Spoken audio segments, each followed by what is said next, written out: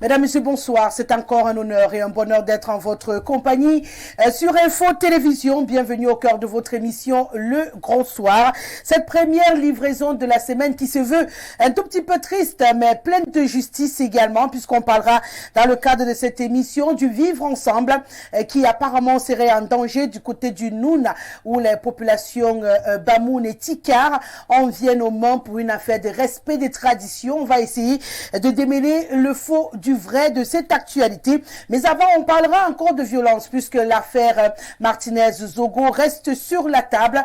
Désormais, on peut être convaincu qu'il s'agit d'un crime d'État.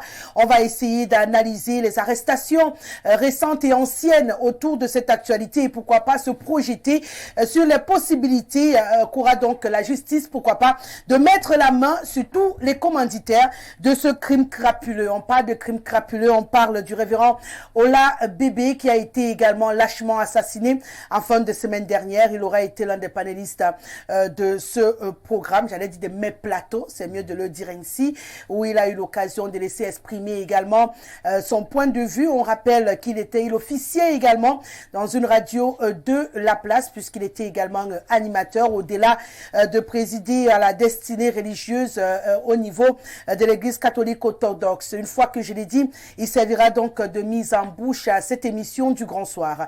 Installez-vous confortablement le temps d'un détour et on se retrouve. 6 99 13 50 75, c'est le code d'accès par lequel vous pouvez vous connecter à nous tout au long de cette émission. N'hésitez pas, on fait bon usage. Je le rappelle, à toute fin utile, le 237, c'est pour vous qui êtes hors de nos frontières et Dieu seul sait que vous êtes très nombreux à prendre part à nos échanges. Je le rappelle également, notre plateforme Facebook Info TV Cameroun, c'est également pour vous les amoureux des tabloïds. Peu importe votre position géographique, vous avez la possibilité et le bonheur de faire partie de la grande famille de cette émission, du donner et du recevoir. Une fois que je l'ai dit, je rappelle que c'est de plus en plus compliqué pour beaucoup de personnes de parler des sujets qui font l'actualité au Cameroun et de par la psychose qui gagne les uns et les autres. Mais nous l'avons dit dès la première émission à l'occasion de la disparition de Martinez-Zogo que nous terminerons l'espace consacré à son assassinat uniquement avec les noms non seulement des meurtriers mais également des commanditaires, parce qu'il faudrait que la donne change à l'intérieur de ce pays. Beaucoup de crimes non élucidés à ce jour. Il fallait bien que ça commence quelque part. On aura l'occasion d'en parler. Le temps pour moi de dire bonsoir à Christian Souga. Il est militant cadre du CAC, citoyen actif du Cameroun. Il est avec nous ce soir. Bonsoir, Monsieur Souga, et bienvenue. Bonsoir, Rosalie, et bonsoir à mes copanélistes. Un grand bonsoir à tous les citoyens actifs du Cameroun et à vos téléspectateurs, n'est-ce pas, de par le monde. Je vous remercie pour l'invitation une fois renouvelée de la part de votre grande chaîne de télévision et de votre très belle émission qui est très suivie et qui, au jour d'aujourd'hui, n'est-ce pas, ne cesse de grandir dans cet espace médiatique donc de notre pays et qui fait, n'est-ce pas, la pluie et le beau temps de notre vie politique, mais surtout au niveau de l'analyse sociale, socio-économique de notre pays et même sécuritaire. Donc, le CAC est très honoré, une fois encore, de l'invitation que vous lui faites. C'est un grand plaisir pour moi, n'est-ce pas, de venir partager avec vous tous les thématiques qui seront posées sur la table. Et j'espère vraiment que nos chers téléspectateurs seront satisfaits. J'en suis convaincu. Bonsoir, Monsieur Willy Mungue. Pour ceux qui nous rejoignent pour la première fois, c'est Monsieur Minata du MRC, j'aime à le dire ainsi. Et c'est toujours un plaisir de l'avoir. Hein. Il gère le territoire à ce niveau-là. Bonsoir, Monsieur Mungue. Merci une fois de plus d'être disponible pour nous ce soir. Bonsoir, Madame Rosalie Guesselet. Bonsoir, téléspectateurs de Info TV. Dans le cadre de ce débat, le grand soir, pour essayer de visiter les informations, les thématiques qui sont préoccupantes depuis ce matin. Je crois que de manière modeste, et au regard des éléments qui sont, n'est-ce pas, à notre disposition, on pourra ensemble regarder de près ces différentes préoccupations que vous avez bien présentées tout de suite à l'entame de cette émission. Merci d'être là. J'aime souvent à le dire. Deux invités restent attendus sur ce plateau. Est-ce qu'ils vont braver la crête? On n'en sait rien.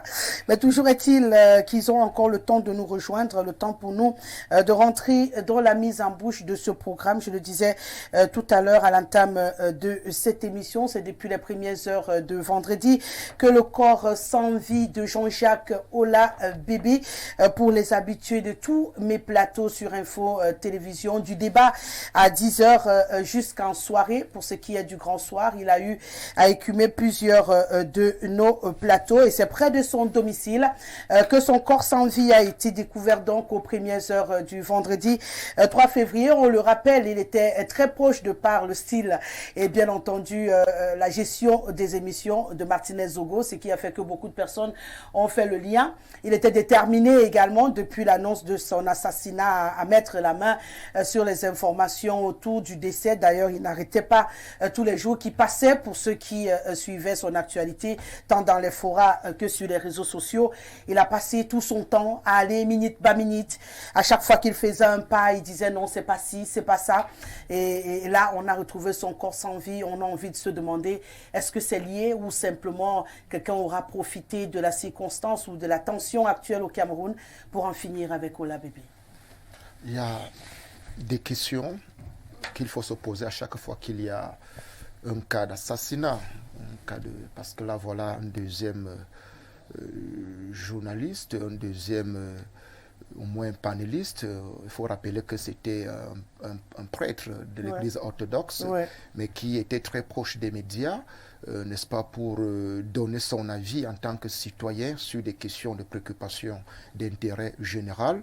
Dans la mêlée de l'assassinat de Martinez Zogo, il se retrouve que le père Ola Bébé est également retrouvé mort.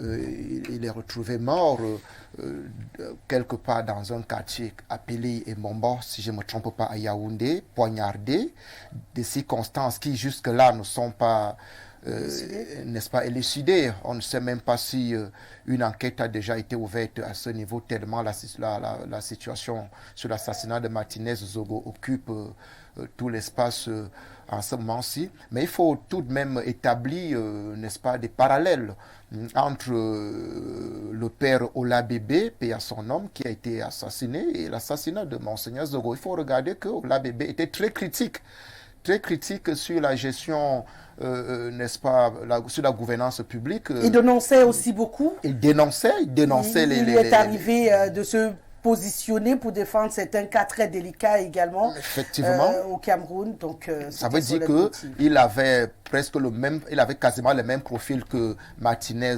Zogo. On a donc envie de se poser la question si c'est la chasse aux journalistes, si c'est la chasse à ceux qui dénoncent les défaillances et les dérives, si véritablement l'assassinat de la liberté de la presse n'est que à ses prémices. On se pose la question, il y a 3 semaines ici ou 2 semaines, à qui le tour? Cette question avait été posée sur ce plateau de télévision lors d'un débat. À qui le tour après Monseigneur, n'est-ce pas, Martinez Zogo? Et voilà donc qu'on retrouve le corps sans vie de Ola Bébé. Certainement, il faudrait bien que les forces de sécurité se saisissent de cette situation, puisque un corps sans vie retrouvé comme ça, il faut bien que les enquêtes... de son domicile. Voilà, il faut bien qu'il y ait des enquêtes pour que nous soyons éclairés là-dessus. La peur gagne donc la cité Yaoundé, puisque tous ces assassinats se retrouvent dans la ville de Yaoundé. La peur gagne, ça pose des problèmes de sécurité publique, cela pose également les problèmes de la sécurité même des journalistes, parce que je crois qu'il y a un gros débat là-dessus. Quelle sécurité garantie aux hommes des médias et à leurs alliés, c'est-à-dire les panélistes, par exemple. Bien sûr. Il y a un problème de sécurité à l'heure où nous sommes, à l'heure des dénonciations. Parce que ça, il faut comprendre que ceux qui ont eu l'habitude de commettre des crimes odieux parce qu'ils ne veulent pas être exposés par ceux qui dénoncent, doivent comprendre que la liberté de la presse ne sera pas tue. Nous allons continuer à dénoncer parce qu'il est question de préserver les intérêts de ce pays qui sont nos intérêts à nous tous. Bien donc, ceux qui sont mis en marge, n'est-ce pas, enfin, ceux qui se sont présentés ici comme étant, n'est-ce pas, les pilleurs des ressources publiques et qui ne veulent pas qu'on dénonce, doivent se détromper parce qu'on va dénoncer, on va continuer à commenter, mais il y a le problème de la sécurité des journalistes qui doit se poser sur la table du président de la République. Il faut qu'il y réfléchisse à l'heure où la chasse aux journalistes est lancée. Est-ce que le journaliste doit encore être celui qui dort sans avoir un garde ou bien celui qui part de son émission pour son domicile sans avoir... Il faut que tous ces problèmes-là soient posés sur la table. Un port d'âme. Soit abordés en haut lieu, c'est important. Ouais. Donc nous disons qu'il y a des liens entre Martinez Zogo et le père Ola Bébé qui a été assassiné le week-end passé. Il faut bien que la vérité soit dite là-dessus également. Monsieur Souga, il était reconnu, le père Jean-Jacques Ola Bébé, pour son hostilité à l'injustice.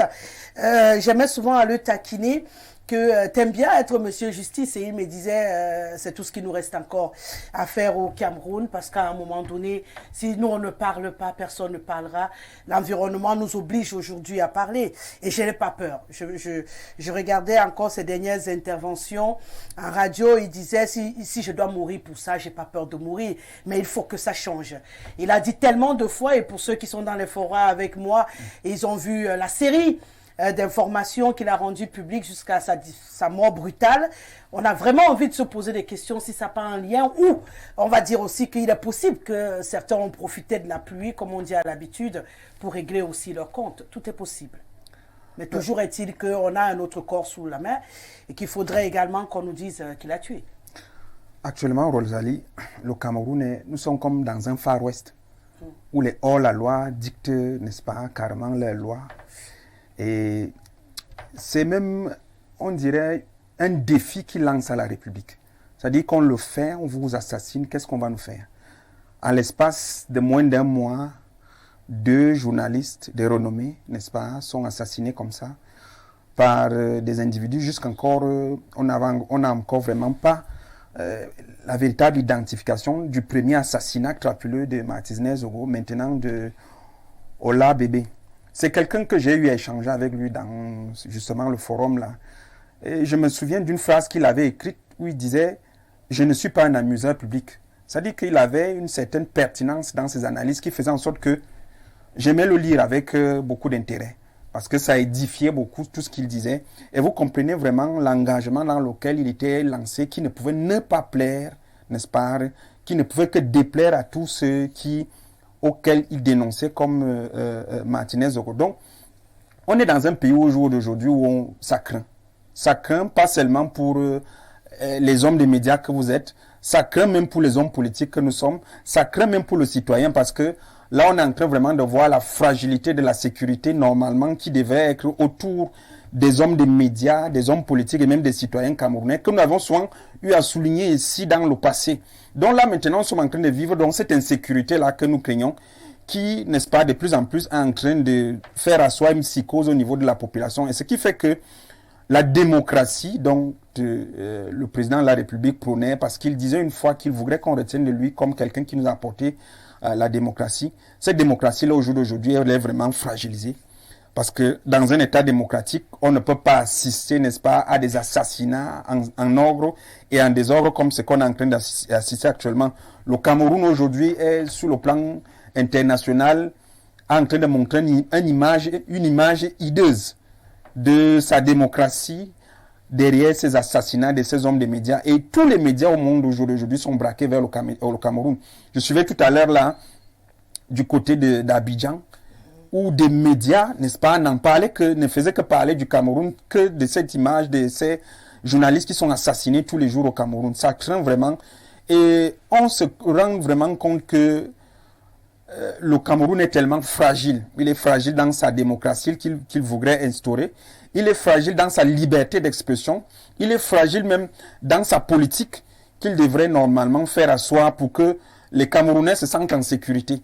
Voyez-vous, Rosalie, nous cotisons tous les jours, nous payons des impôts, des taxes. Ces taxes-là, en réalité, quand on regarde comment elles sont gérées, il y a une partie de ces taxes qui sont versées, n'est-ce pas, pour la sécurité des citoyens camerounais. C'est pour cela qu'il y a des institutions qui sont, n'est-ce pas, instituées au niveau de l'État pour assurer la sécurité des Camerounais. Mais malheureusement, au jour d'aujourd'hui, on se rend compte que cette sécurité que nous payons au jour d'aujourd'hui, nous sommes plutôt en train de payer notre insécurité. Et nous nous retrouvons comme ça, quand on marche en route, on regarde de gauche à droite parce qu'on a peur. On a peur, n'est-ce pas, que on peut se faire assassiner à tout moment. Donc, nous sommes dans une politique actuellement qui est à mal, une démocratie qui est vraiment à mal. Ola Bébé, n'est-ce pas, n'est que une continuité des assassinats. Bien avant, il y a eu les Bibi Ngota, les Jules Koum qui ont été assassinés comme ça là, les Ouazizi dont on n'a même pas encore retrouvé le corps jusqu'au jour d'aujourd'hui, on ne sait pas qu'est-ce qu'il en est venu. Donc, on se retrouve dans une république où tous ces assassinats jusqu'aujourd'hui, on ne nous dit pas, n'est-ce pas, avec les enquêtes de la sécurité, on ne nous dit pas qui sont les auteurs, parce qu'il faudrait qu'on sache qui sont les auteurs de ces assassinats, qu'ils soient poursuivis par la justice, punis sévèrement, et même les commanditaires.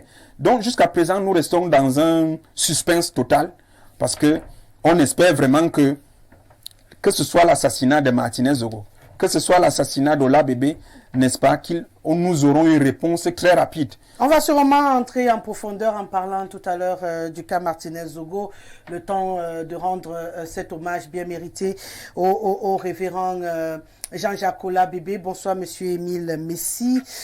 Vous êtes un cadre de l'enseignement au Cameroun, mais surtout militant du RDPC. Merci d'être avec nous ce soir. Vous nous retrouvez alors qu'on fait un détour pour cette découverte, cette autre découverte macabre opérée vendredi matin.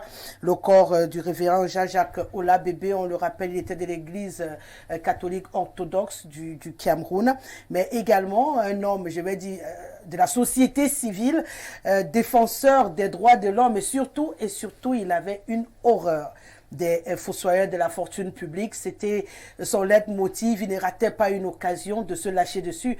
Je ne sais pas si vous avez eu l'occasion de faire un plateau avec lui sur un de mes plateaux, mais à chaque fois, on lui rappelait souvent, vous êtes révérend, vous êtes prêtre, est-ce que les prêtres font comme ça?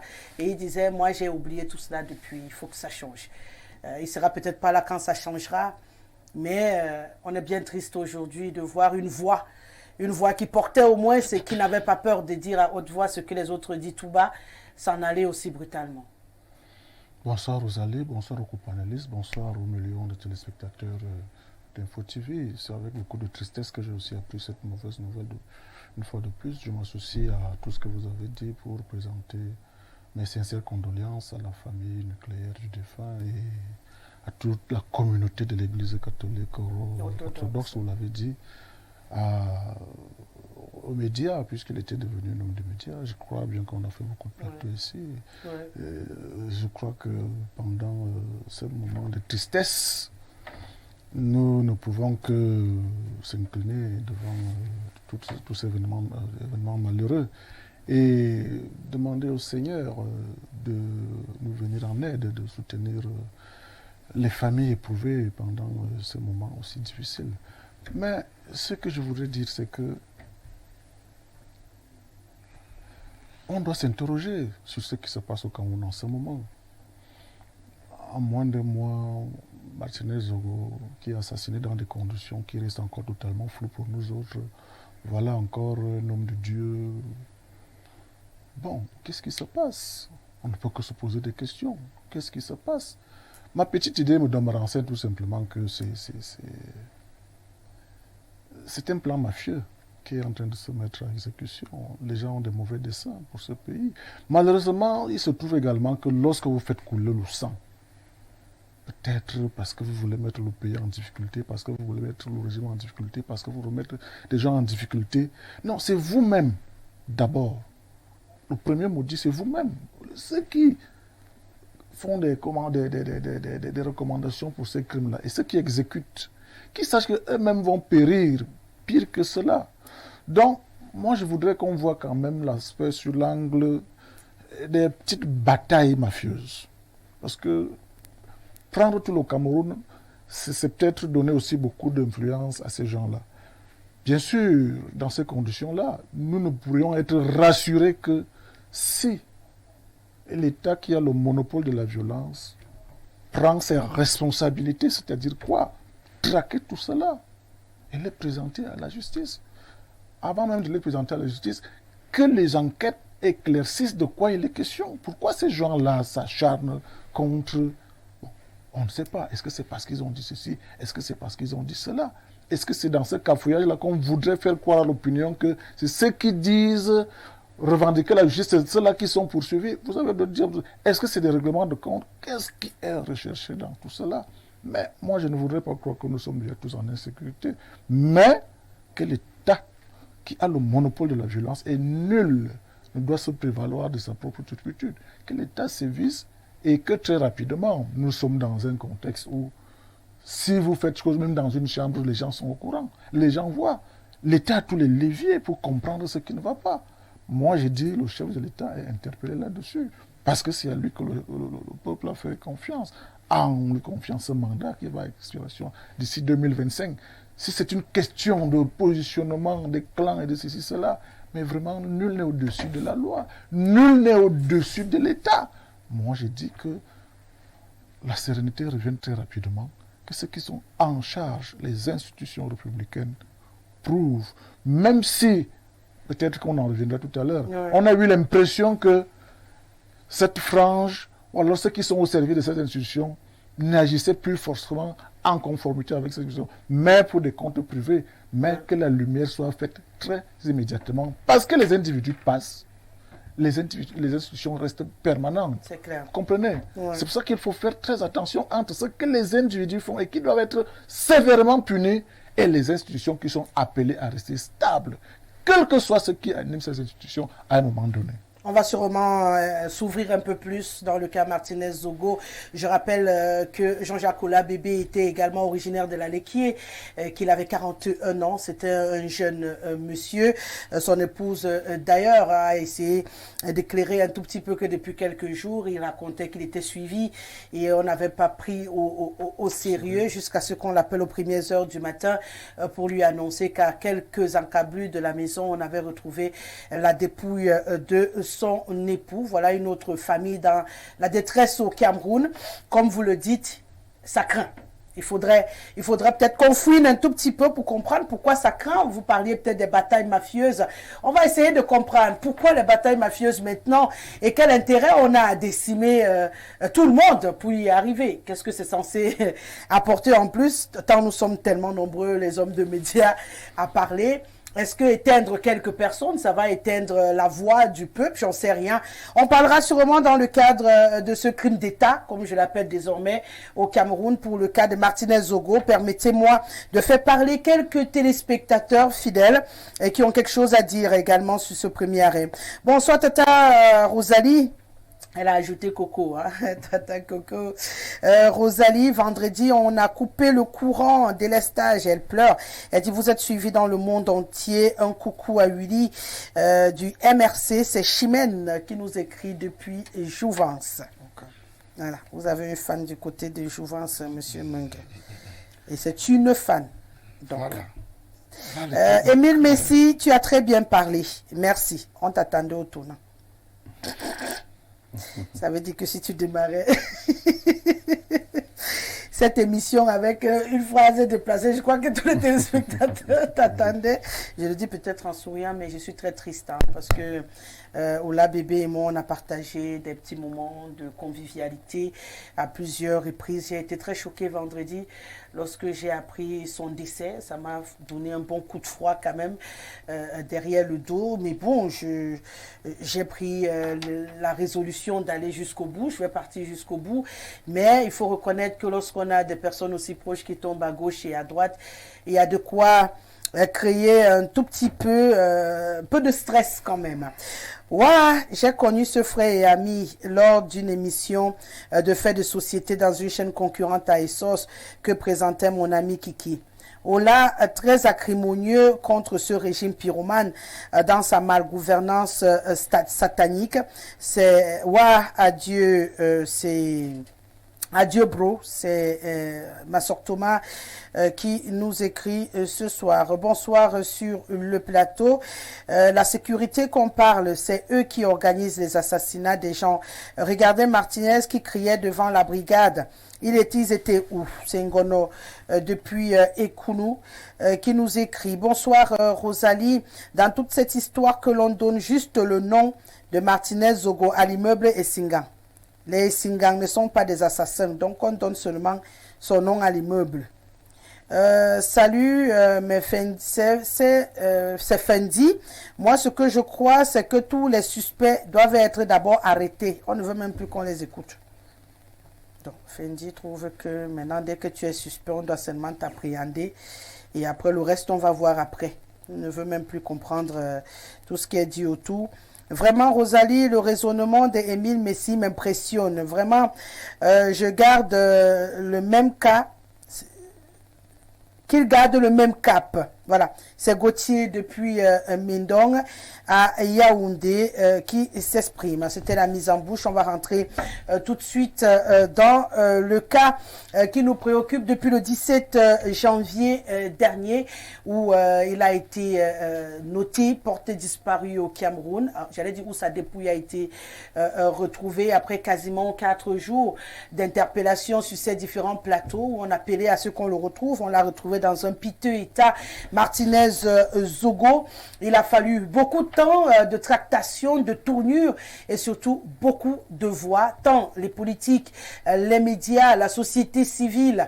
Pour une fois, on note au Cameroun une sorte de convergence vers la recherche de la justice, ce qui a abouti, bien entendu, à une sortie du président de la République qui a appelé à une enquête conjointe entre le CED et la DGSN, et ce qui est peut-être agréable, même si ça laisse encore quelques personnes pantois dans l'attente, hein, parce qu'il faut dire qu'on n'est pas encore assuré, puisqu'au fur et à mesure que l'enquête avance, on a beaucoup de personnalités et de hautes personnalités occupant des postes importants dans ce pays et des postes stratégiques. On parlait tout à l'heure de sécurité.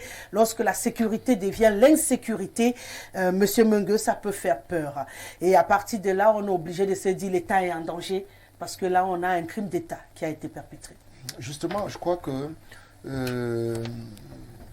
quel que soit le cas, quel que soit, même si les enquêtes s'arrêtaient aujourd'hui, il y a déjà un nombre d'éléments qui indexent le dysfonctionnement de l'État à travers l'assassinat de Martinez Zogo. Je dis bien un nombre d'éléments qui indexent les défaillances et les limites de l'État en tant qu'institution. Parce que l'appareil sécuritaire fait partie des institutions sur lesquelles repose le fonctionnement normal d'un État. Alors, lorsqu'il se peut que cet appareil sécuritaire, donc il doit garantir la sécurité des biens et des personnes dans une république, voilà.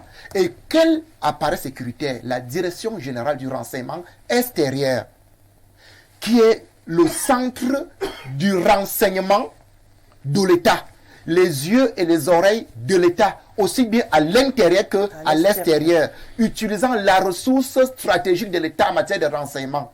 Lorsque on se retrouve que c'est à ce niveau de sécurité publique qui se retrouve impliqué dans une filature d'un citoyen qui n'exerce que sa fonction et qui se retrouve en train de coordonner une opération d'assassinat avec tout ce que cela on a pu décrire et constater.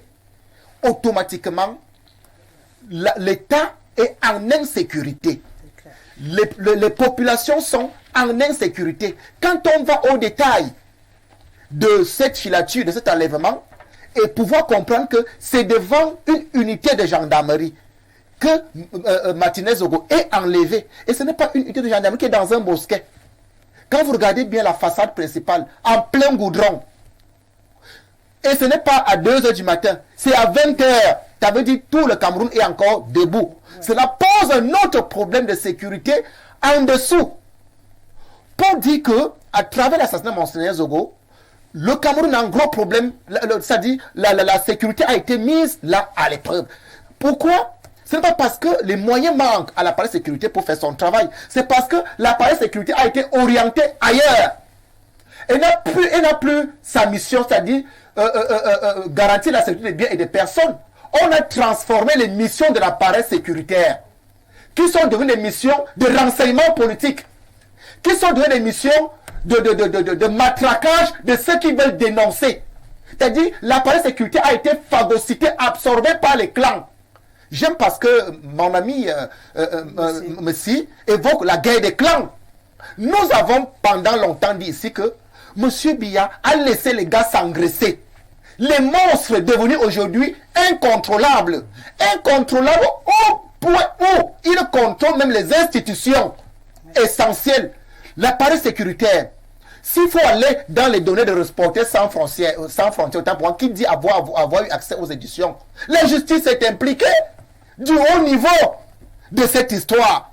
Mais si nous perdons la justice, nous perdons l'appareil sécuritaire, nous perdons le renseignement prévisionnel de la préfectorale, nous perdons la gendarmerie, il nous reste quoi? Si ces gars contrôlent toutes ces institutions, que nous reste-t-il? Voilà les révélations que nous avons à travers l'assassinat de Martinez Zogo. Pour dire que l'État est en faillite.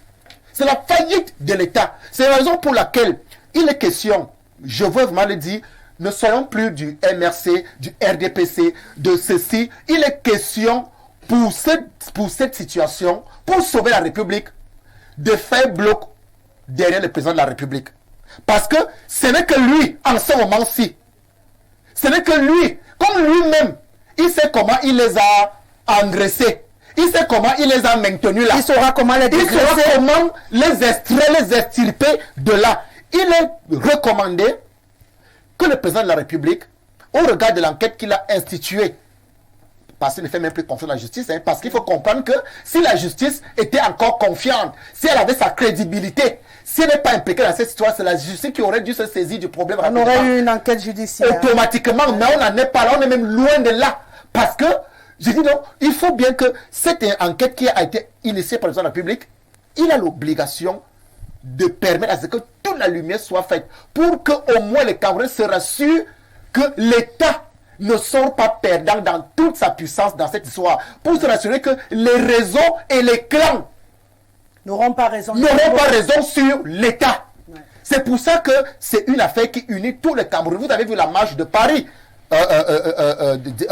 samedi, si je me trompe. Vous avez vu la marche de Paris. C'est-à-dire, c'était les Camerounais de tous bords, de toutes les obédiences politiques, de toutes.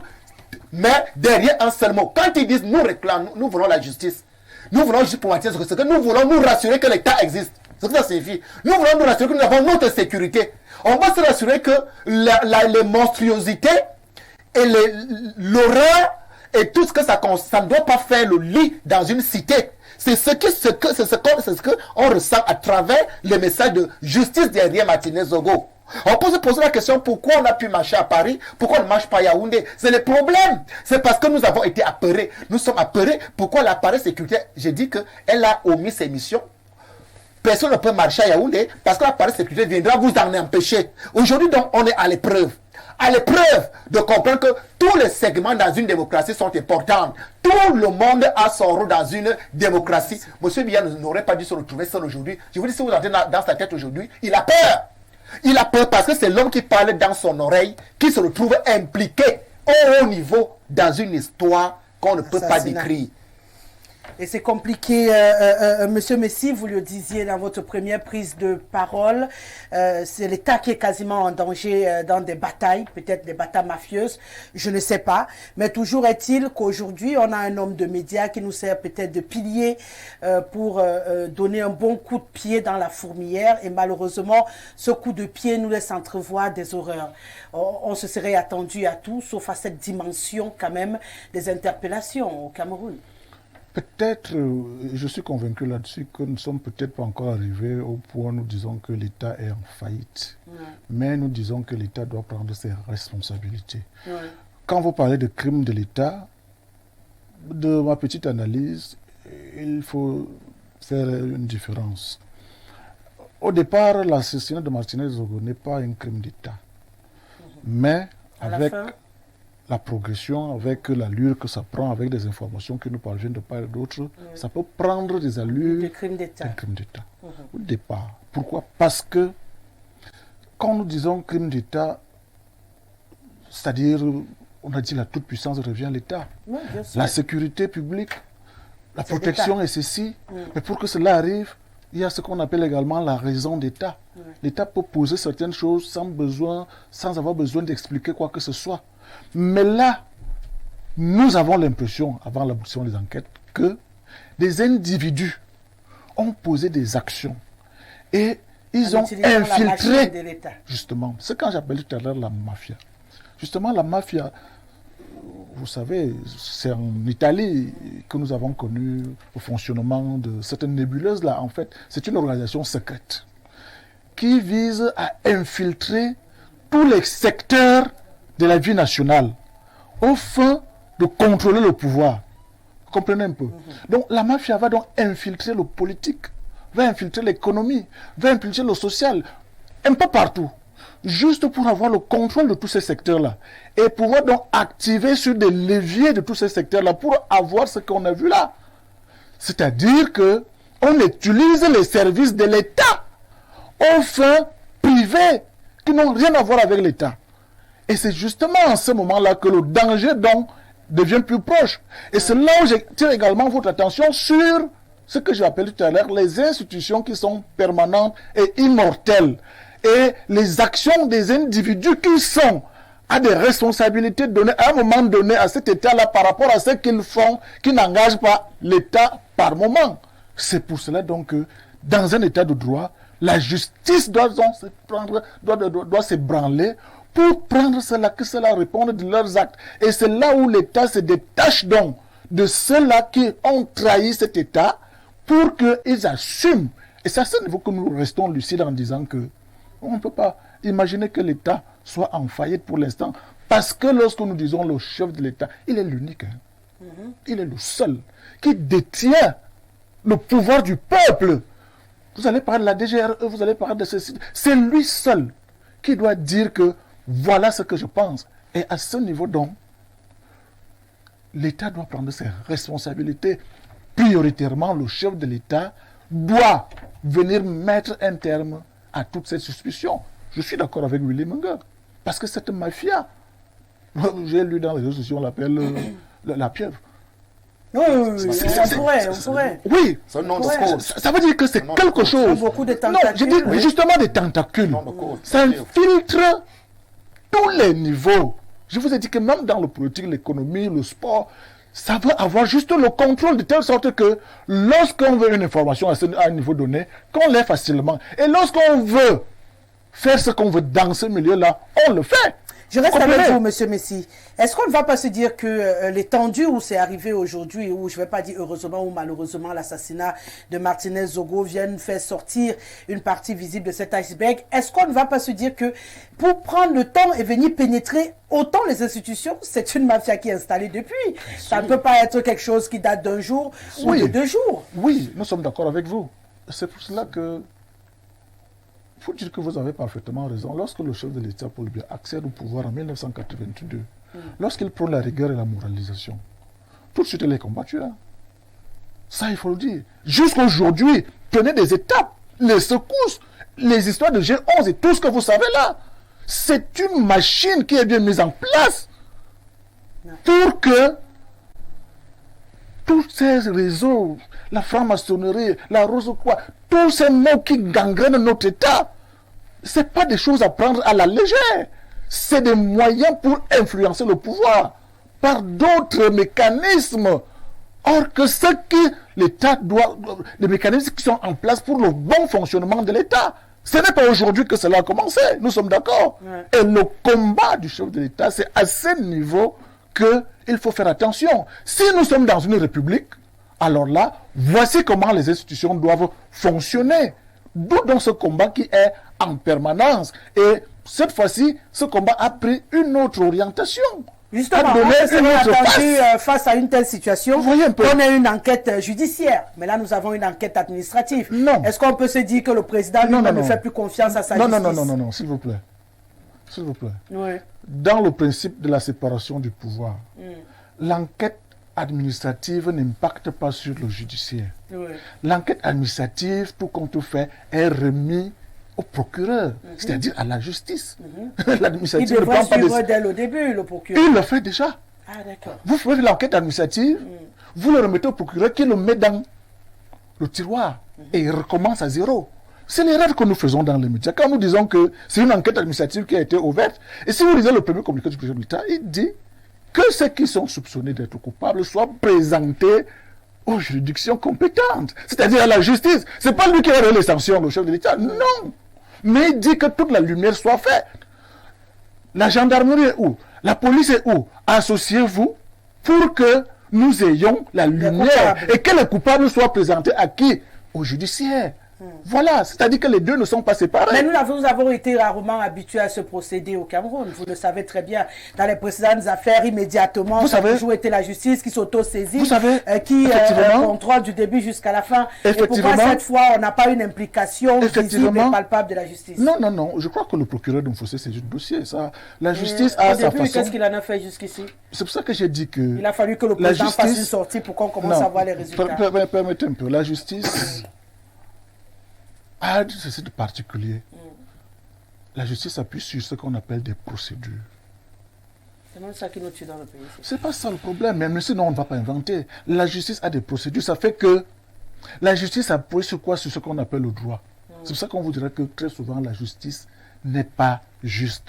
Parce que si vous ne suivez pas les procédures de la justice, même dans un procès que vous avez raison, vous le perdez. Pour l'instant, c'est la justice qui est enfin... Ah, donc pour l'instant, ils dorment. C'est pas qu'ils dorment. L'enquête administrative ne peut pas faire obstacle à la justice. On dit la même chose. La question que sauf qu'en dernière analyse, c'est la justice qui va donc se saisir du dossier pour des sanctions. Mais logiquement, vous savez comment ça fonctionne. Le procureur est au contrôle du dossier et on lui rend compte. Mais là, on a est-ce que vous avez un cas rendu qui vient plutôt du secrétaire général à la présidence de la République. Est-ce que vous avez donc... Jusqu'ici, on n'a entendu aucun procureur.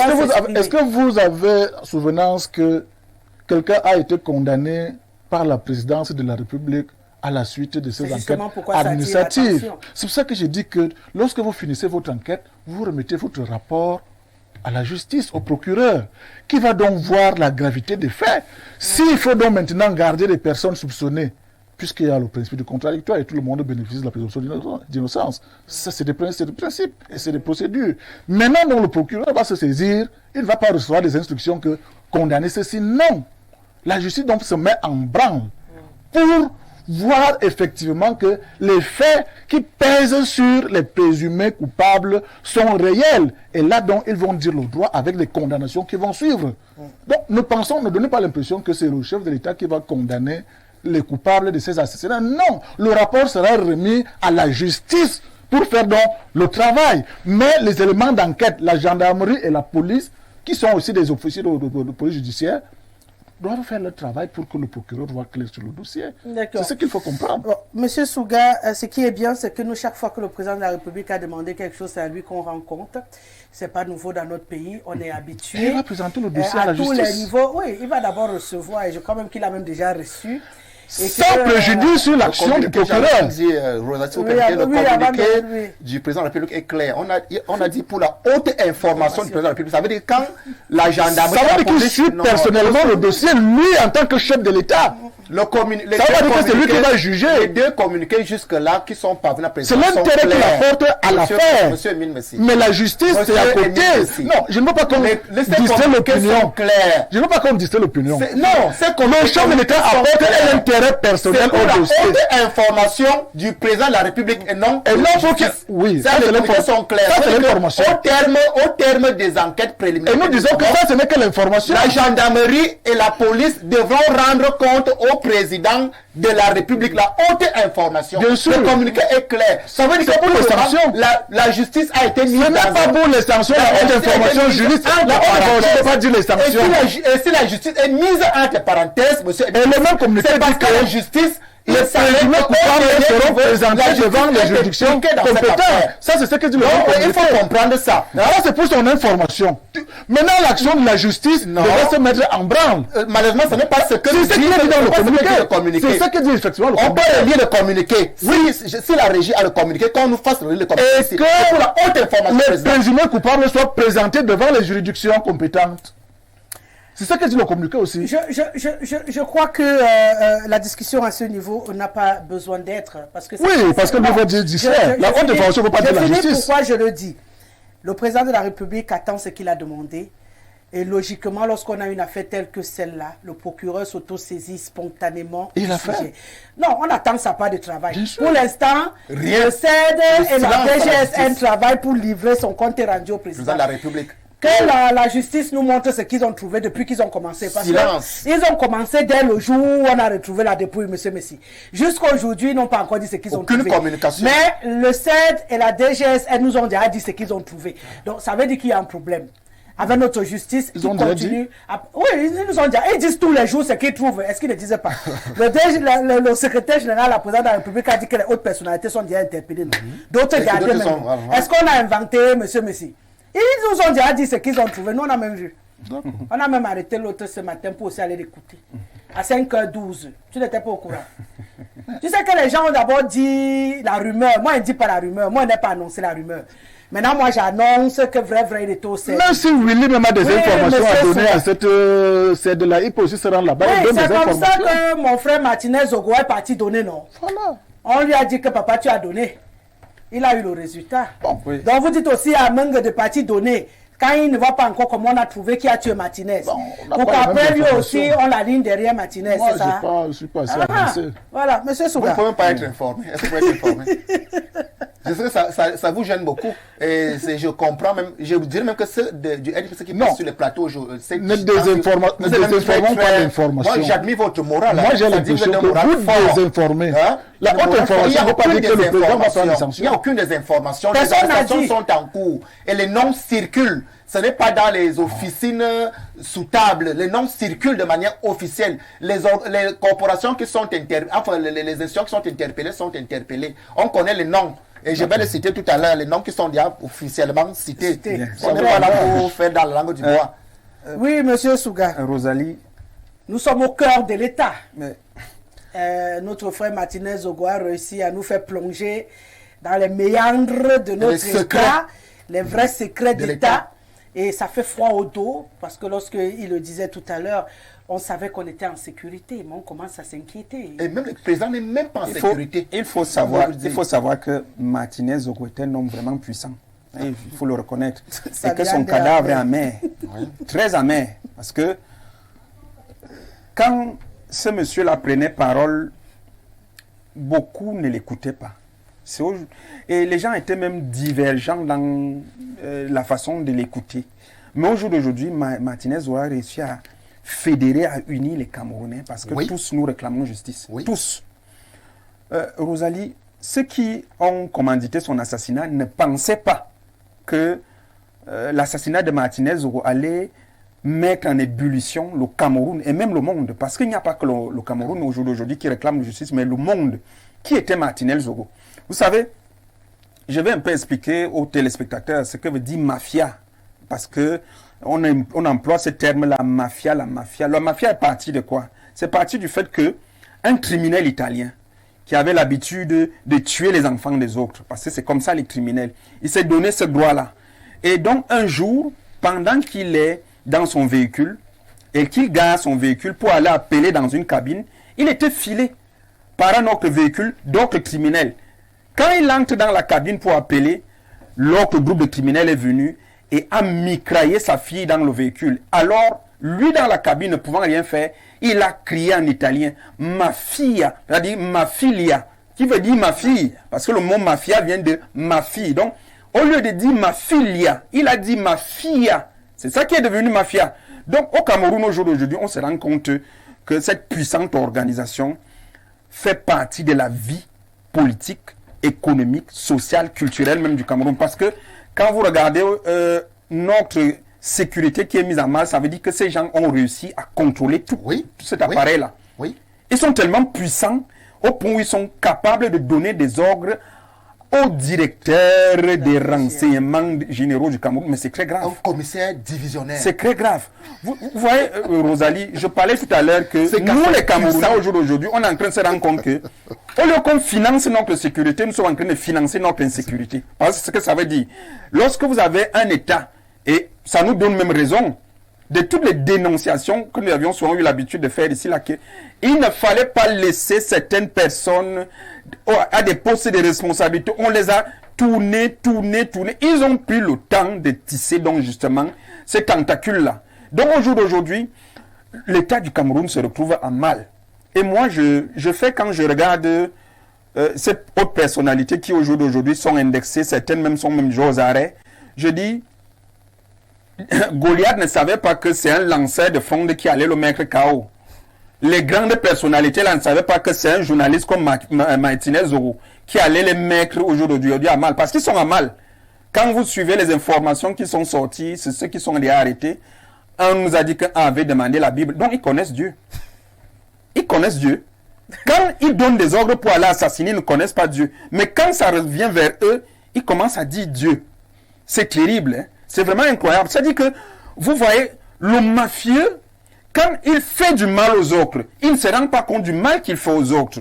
Mais quand ça lui arrive, il pleure plus que tout le monde. C'est un peu comme les voleurs. Un voleur, quand un voleur vole, il n'aime pas qu'on lui vole. Ouais. Quand vous regardez les criminels, quand le criminel tue, il n'aime pas qu'on le tue. Quand on tue sa personne, il pleure plus que tout le monde. C'est ce qui est en train d'arriver à ces gens-là au jour d'aujourd'hui. Ils sont en train de se rendre compte que, donc nous aussi, nous étions vulnérables, parce qu'ils sont vulnérables. Alors, qu'ils sachent que le Cameroun, ils ont défié la République du Cameroun. On ne défie pas une République. On ne défie pas un peuple. Même si vous muselez l'État comme ils l'ont muselé là, oui. Vous muselez l'appareil étatique. Quand le peuple se plaint, il y aura quelque chose qui va se produire. La mort de Martinez Zoro, au jour d'aujourd'hui là, qu'on le veuille ou pas, le président de la République sera obligé de frapper fort. D'ailleurs, d'ici quelques jours, il va devoir s'adresser à la jeunesse camerounaise dont nous sommes. Qu'est-ce qu'il va nous dire?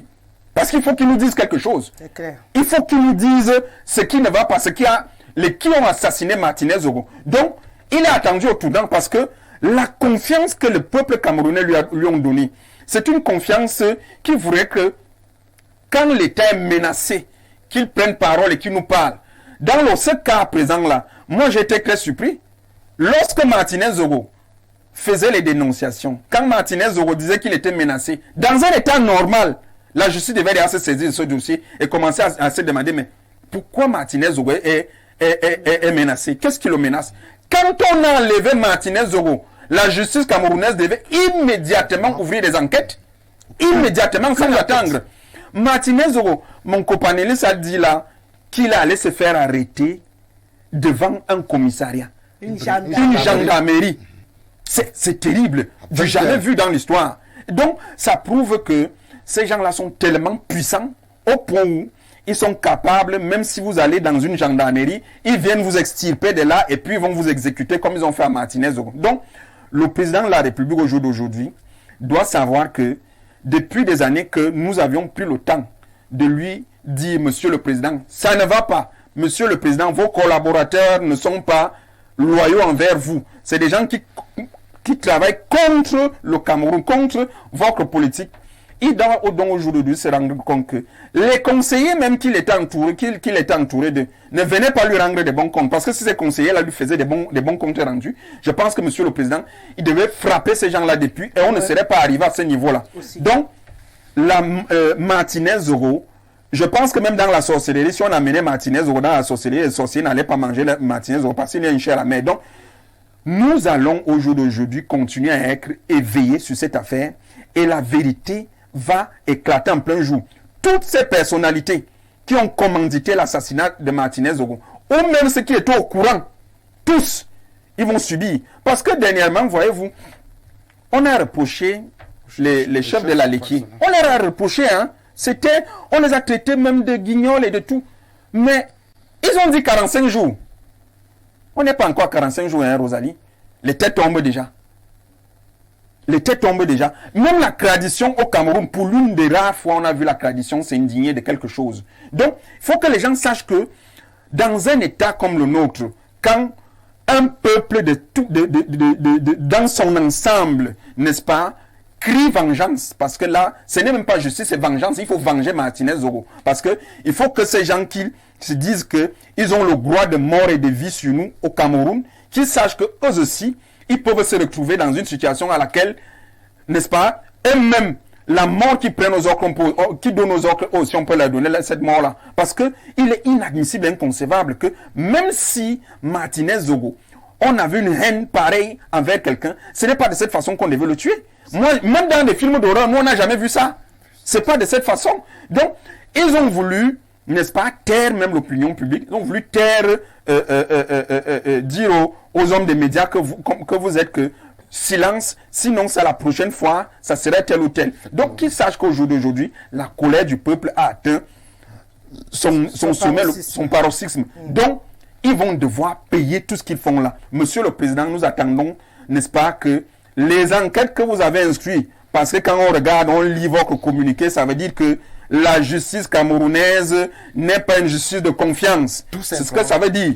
Donc, si la justice camerounaise est une justice de confiance, il serait saisi de cette affaire depuis le début. Donc, Monsieur le Président, en instruisant une enquête administrative, savait pertinemment que dans cette justice-là, il y a des personnes qui sont malsaines d'esprit là et qui peuvent, n'est-ce pas, qui sûrement ont été même corrompus par ces mêmes gens-là, puisque comme on le dit, c'est des gens qui tiennent tout l'appareil, tous les appareils de l'État. Donc, Monsieur le Président, ayant compris ça, maintenant a instruit ces enquêtes et ces enquêtes-là vont aboutir. D'ailleurs, les têtes sont en train de tomber, d'autres têtes vont encore tomber, mais maintenant nous voulons que ces gens-là, qu'on les plaisante sur la place publique. On voudrait qu'ils soient présentés sur la place publique et qu'ils soient sévèrement punis par la justice. D'accord. Et il faut dire que la dimension, M. Mengue, des protagonistes qui sont interpellés jusqu'ici montre même que ce combat n'est pas encore terminé. Pour ceux qui ont l'impression qu'on a déjà vu le bout du tunnel, quand on a fait, vous parliez tout à l'heure à des puissances de ce pays, quand on parle d'un directeur général d'une DGRE, c'est pour dire que c'est pas des choses à traiter avec les bouts de doigts. Ça va nécessiter une minutie dans le traitement de ces cas-là pour qu'on soit sûr qu'au bout, qu'on ait la totale lumière sur cette affaire. Justement, voilà pourquoi la perspective d'un crime d'État, voilà, l'hypothèse d'un crime d'État est la plus plausible, parce que quand on regarde la ressource qui a été mise à contribution, la ressource humaine, nous parlons du directeur général de la recherche extérieure, nous parlons de son directeur des opérations qui est un lieutenant-colonel, nous parlons d'une vingtaine d'éléments au moins de ces mêmes corps sécuritaires,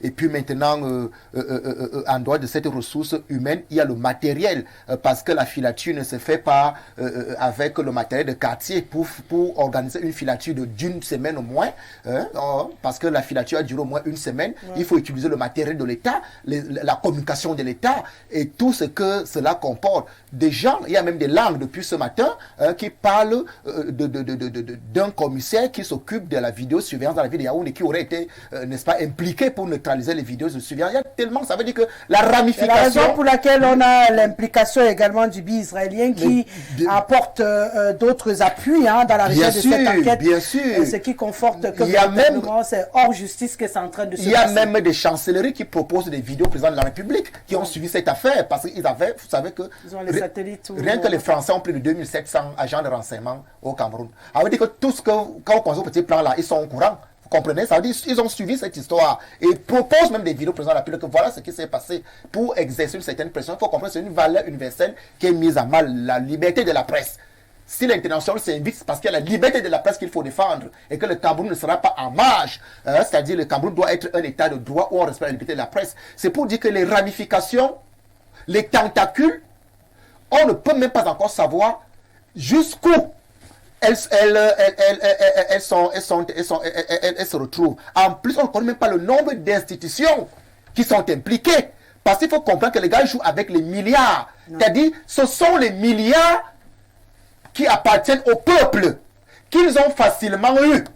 L'acquisition facile, c'est-à-dire les biens mal acquis, comme on dit, le détournement des deniers publics, c'est à partir de ces milliards, ce n'est pas un argent qu'ils ont travaillé, c'est à partir de ces milliards qu'ils ont lubrifié les réseaux, qu'ils ont pu faire asseoir leur autorité sur les institutions qui contrôlent les institutions judiciaires, les institutions sécuritaires.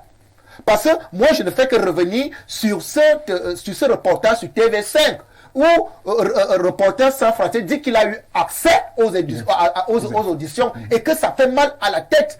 Les noms sont cités, les ministres sont cités. Il y a un ministre qui est cité et sa photo a fait le tour de TV5. On attend que depuis au moins 3 jours aujourd'hui que ces ministres fassent un démenti. Qu'il s'est senti diffamé par TV5, on attend le démenti, il n'y a pas de démenti. Sa photo a fait le tour de TV5. Hein? C'est pour dire que cette mafia monstrueuse est allée. On ne connaît pas ça de bout en bout, on ne peut même pas encore définir tout le segment. C'est la raison pour laquelle même peut-être le président de la République est un peu, ça dit, va à pas de tortue, mais à pas sûr. Parce que même sa sécurité est mise en mal. Je dis que la sécurité du président de la République est mise en mal. Il ne sait pas à quel niveau sa sécurité le cordon de sécurité est impliqué. Hein? Parce qu'au fur et à mesure qu'on ouvre les pages, on comprend que c'est plongé à l'intérieur. Posez-vous la question de savoir pourquoi, s'il faut interpeller Amogobe Linga, comme il a été fait ce matin, comme suspect commanditaire, puisqu'il est interpellé comme suspect commanditaire, mais on ne l'interpelle pas seul. On l'interpelle avec son chef de sécurité privée, qui est un colonel retraité, qui occupait les hautes fonctions de sécurité dans cette république à Taranassoui. En même temps, son beau-frère. En même temps, son beau-père. On interpelle Bruno Bidjan, qui est journaliste. Vous pouvez savoir qu'est-ce qu'un journaliste de sa chaîne de télévision vient faire. C'est parce que ce sont certainement les gars qui contrôlent les ramifications. On veut les entendre tous. On veut savoir quel est le rôle que vous avez joué. D'ailleurs, on parle d'1 milliard qui a été distribué pour faire taire ici à gauche et qui aurait été distribué par l'un de ceux qu'on interprète ce matin. Il faut donc exploiter tout ça. C'est pour dire qu'on a affaire à... C'est plus qu'une pieuvre. C'est-à-dire, on est peut-être sur un sable mouvant. On ne sait même pas en dessous qu'est-ce qu'il y a. Il faut, à la limite, il est nécessaire que le président de la République fasse un remaniement ministériel le plus tôt possible. Parce que c'est la confiance du gouvernement est mise en berne. Il n'y a plus de confiance. Il y a un problème. Je crois il ne sait, peut-être, il a même de la peine à sortir de chez lui, parce qu'il ne sait pas. Il ne sait pas si la DSP même est impliquée. Il ne sait pas, il n'en sait rien. C'est pour dire que l'heure est grave. L'assassin de Martinez Zogo, je crois que c'est un martyr. C'est le sang qui était peut-être nécessaire pour que la République, sous le régime de M. Biya, expose ses défaillances, expose ses limites, expose ce qui se passe en dessous. Ça veut dire qu'au-delà des détournements des deniers publics, il y a d'autres gros problèmes.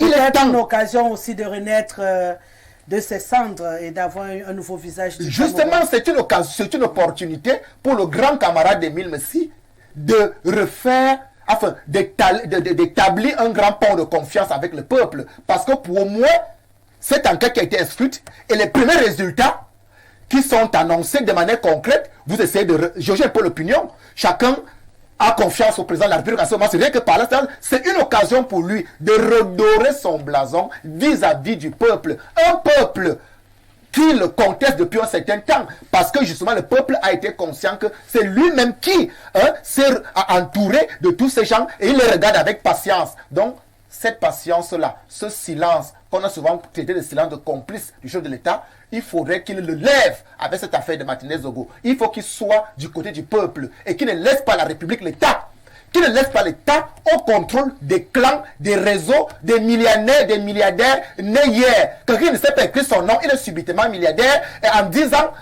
qu'est-ce qu'il a fait avant? Il était quoi avant pour devenir subitement milliardaire? Tu deviens insolent. À quoi c'est de l'argent entre les mains d'un insensé? Quelqu'un a posé cette question. Justement, à tuer des gens, à prendre la République en otage. La République aujourd'hui prise en otage.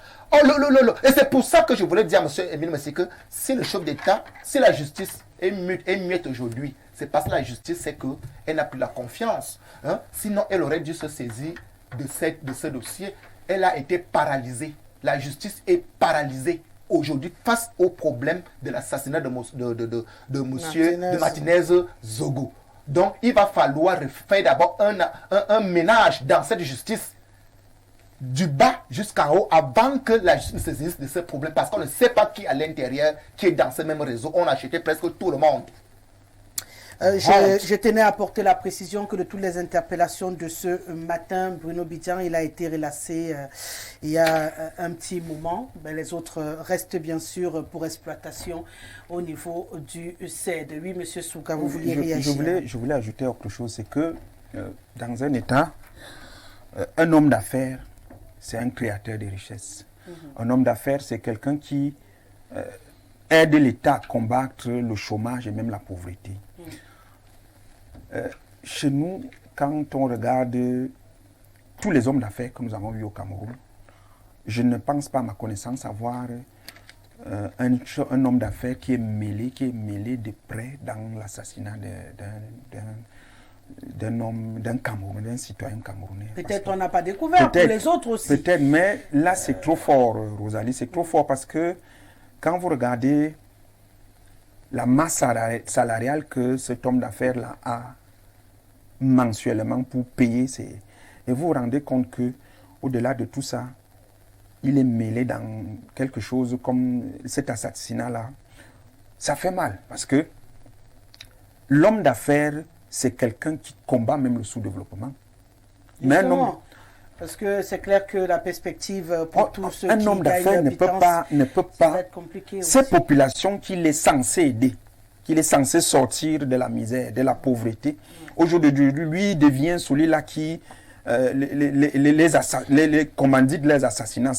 Ça montre à suffisance que le Cameroun va mal. Parce que quand vous prenez le Cameroun de façon générale, on a souvent l'habitude de dire que il n'y a pas un secteur d'activité au Cameroun qui va bien. L'éducation, c'est un désastre. L'administration est corrompue.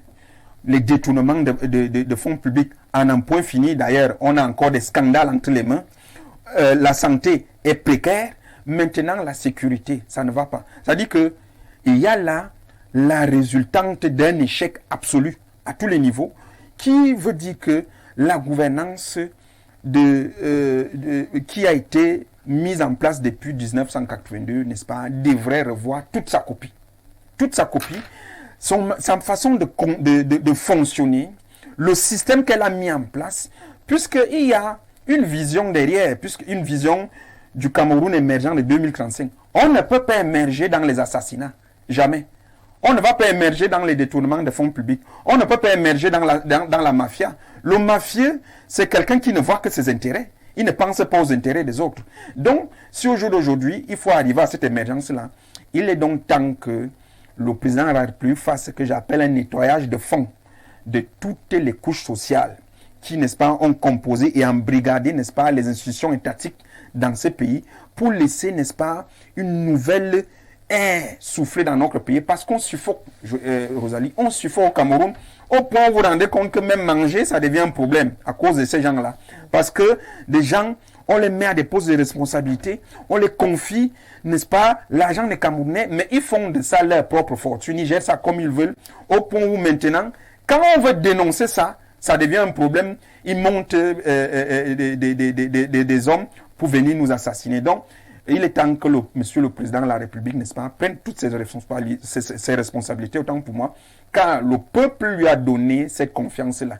Il a ce pouvoir-là. Il n'est pas seulement le pouvoir du peuple, il est même d'abord un pouvoir traditionnel. La tradition lui a donné ce pouvoir. Donc, il a tous les pouvoirs, y compris même les pouvoirs administratifs.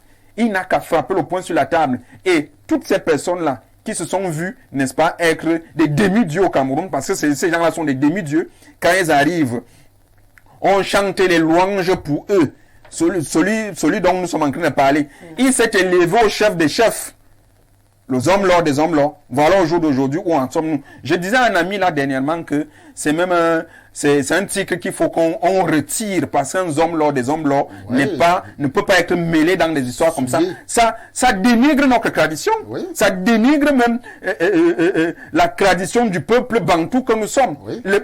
Les chefs traditionnels bantou, quand vous regardez le fonctionnement, ne se retrouvent pas dans des sales histoires. Donc il y a un sérieux problème. Donc ça veut dire que même la tradition au jour d'aujourd'hui, il va falloir revoir la tradition et trouver les vrais chefs traditionnels qui se mettront à l'écart n'est-ce pas, de la gestion et des empires,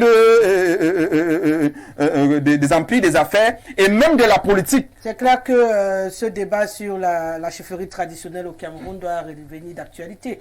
Parce qu'en devenant l'auxiliaire de l'administration, ils ont perdu un tout petit peu de leur superbe. Peut-être on aura l'opportunité dans d'autres occasions de débat de revenir sur la posture aujourd'hui de nos chaufferies traditionnelles. On va un peu faire parler les téléspectateurs avant qu'ils ne m'étranglent. Parce qu'à cette vitesse... Bonsoir le plateau. Je souhaite d'abord, Rosalie, rendre un vibrant hommage à mon frère et ami de regretter mémoire Jean-Jacques Ola Bébé et au confrère Martinez Zogo. Les événements crapuleux de ces derniers jours nous renseignent sur la faillite d'un système.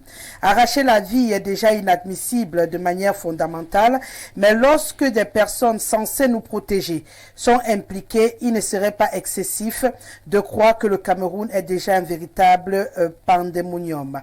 C'est Bertrand Bika qui nous écrit ce soir. Autre réaction, bonsoir Rosalie. L'enquête administrative est très importante parce que, voyez-vous, quel procureur peut convoquer le DG de la DGRE ou le chef des opérations de la DGRE? Seul le président Biya a le pouvoir de les convoquer. À l'heure actuelle, le chef de l'État connaît tous les commanditaires, les exécutants de l'assassinat de Martinez Zogo. Certains sont des proches collaborateurs en fonction et devraient être déchargés de leurs charges. Et après seulement, la justice va prendre le relais. L'enquête administrative est la première étape. Après, il y aura certainement un remaniement ministériel et enfin la justice prendra le relais. Just wait and see. C'est Ousmane qui nous écrit depuis la Guinée équatoriale ce soir. Bonsoir le panel, pas d'inquiétude. Nous aurons toutes les informations et coupables avant le 11 février. Ceci doit être la substance principale du discours du chef de l'État. Moi j'attends tranquillos le 10 février. C'est Martial Masson qui nous écrit ce soir. Bonsoir à vous au studio, Madame Rosalie. La procédure est assez claire dans les affaires pouvant être considérées comme scandale d'État. Les appareils étatiques du Cameroun sont en mal et par conséquent, le Léviathan se doit d'utiliser les approches exceptionnelles par rapport à la lumière à ce sujet. C'est Ngok Jean Armand depuis Bioua qui nous écrit ce soir. Autre réaction enregistrée, bonsoir au panel, le président gagnerait à transférer cette affaire au tribunal militaire puisque des militaires y sont, Makanda depuis Mimboman. Donc quand on te dit que même la mer est touchée, toi, tu veux qu'on envoie, qu'on nettoie d'abord, après le nettoyage, on saura de quel côté envoyer la suite de cette affaire. Pour l'instant, on doit d'abord rentrer dans le panier à crabes et retrouver tous les habitants de ce panier. Mais si tu commences à m'énerver, hein, tu ignores quoi dans ce pays? J'ai fait quoi? Bonsoir à tous sur le plateau. J'apprécie votre émission. Juste pour apprécier M. Mungue de par ses interventions, voilà le genre de personnes que le peuple a besoin. Asso depuis Mbandjok, depuis Mbandjok, parce qu'il y a un O et puis un autre O. Voilà.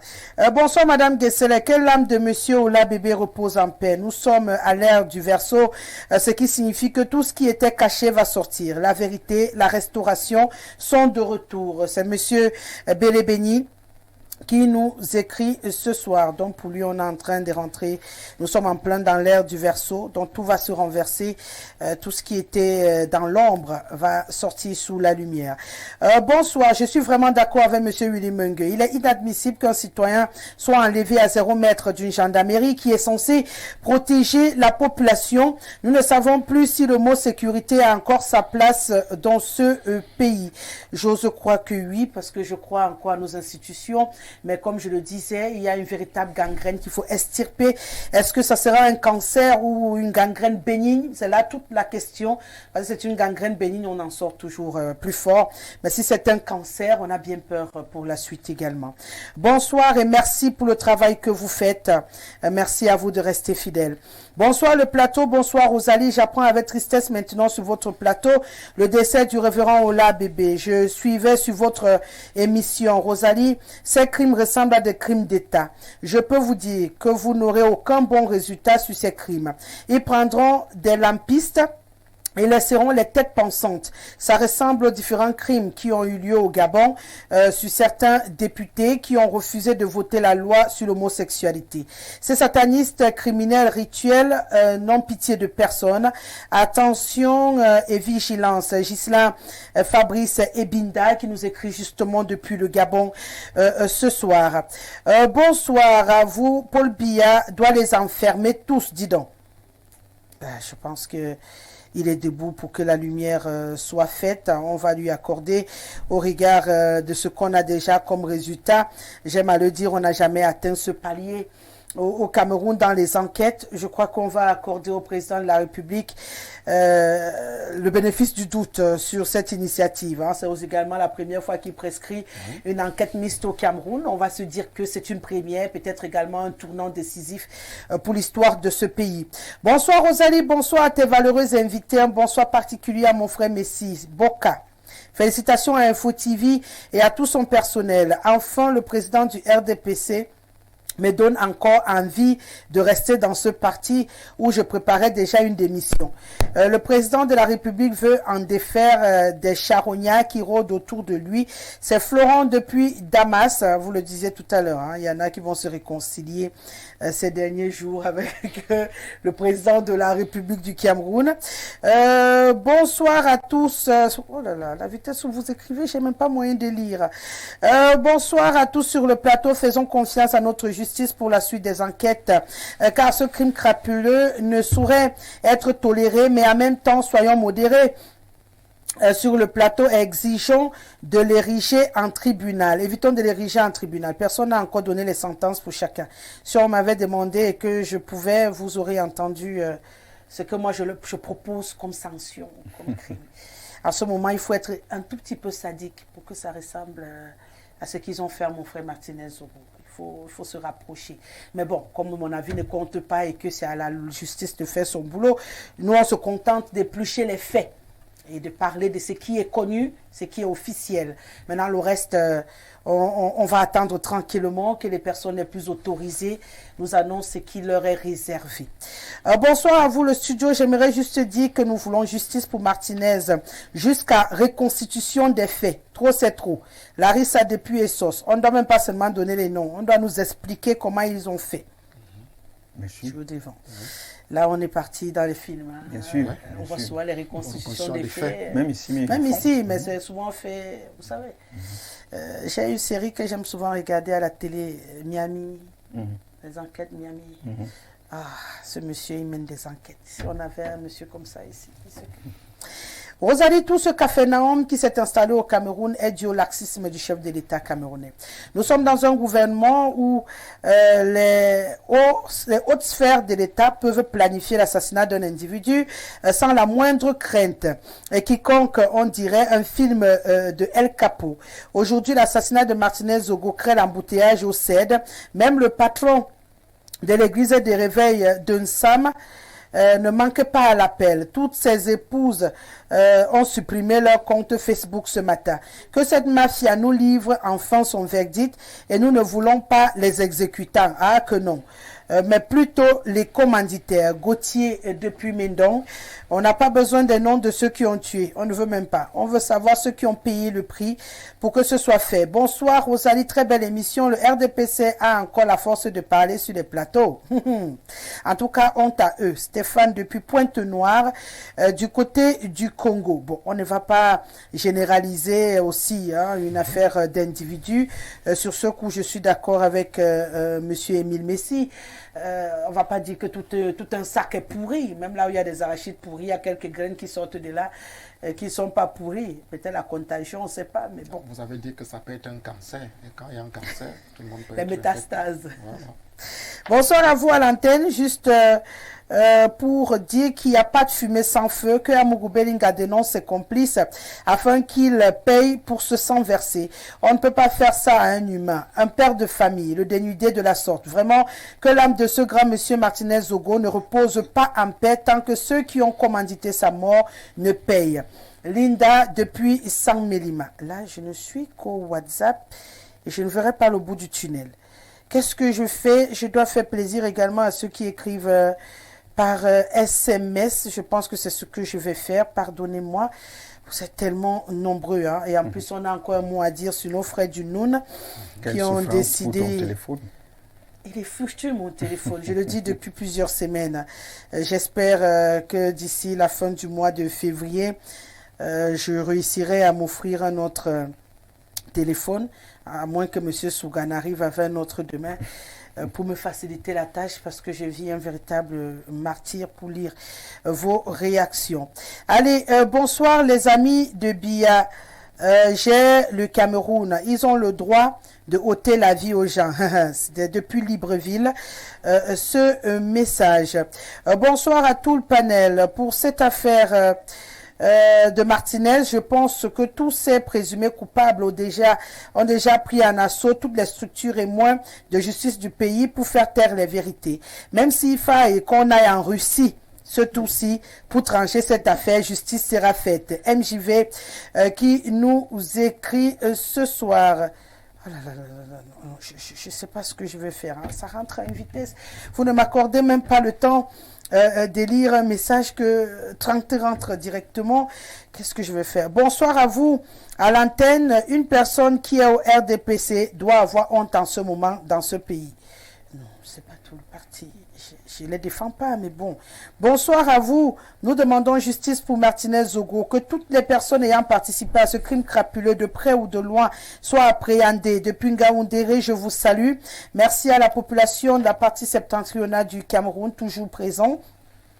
Bonsoir le plateau, j'ai pas trop à dire, juste que le président lui-même est en difficulté parce que cet assassinat est un réseau, c'est-à-dire tout son entourage est trempé dans ce crime et d'autres vérités naîtront. C'est Kevin depuis qui aussi dans le sud du pays. Bonsoir Rosalie, le Zomlois doit payer ce qu'il a sémé.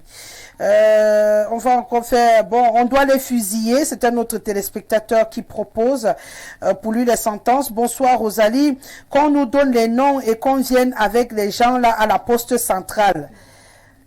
C'est tout ce qu'on demande. Qu'on les amène à la poste centrale et qu'on nous les présente. Après on les laisse. Bonsoir, vous alliez finir avec eux en silence. Vous êtes grave. Hein? Bonsoir à vous, que justice soit faite, que Belling dénonce les autres, Olivier depuis Douala, qu'il parle, c'est tout ce qu'on demande. C'est ce qui rentre. Un autre dit qu'il ouvre sa bouche et qu'il trahisse tout le réseau. On veut sortir de cette affaire. Bonsoir madame. Moi, c'est Arnaud depuis Yaoundé. Pour cette affaire de Martinez Zogo, que tout ce que l'on fait afin que justice soit faite. Merci à vous. Nous ne voulons que la justice. Ferdi depuis Emana. Oh là là, je pourrais pas. Je vais m'arrêter. Je vais m'arrêter et je vais demander une transition et on revient.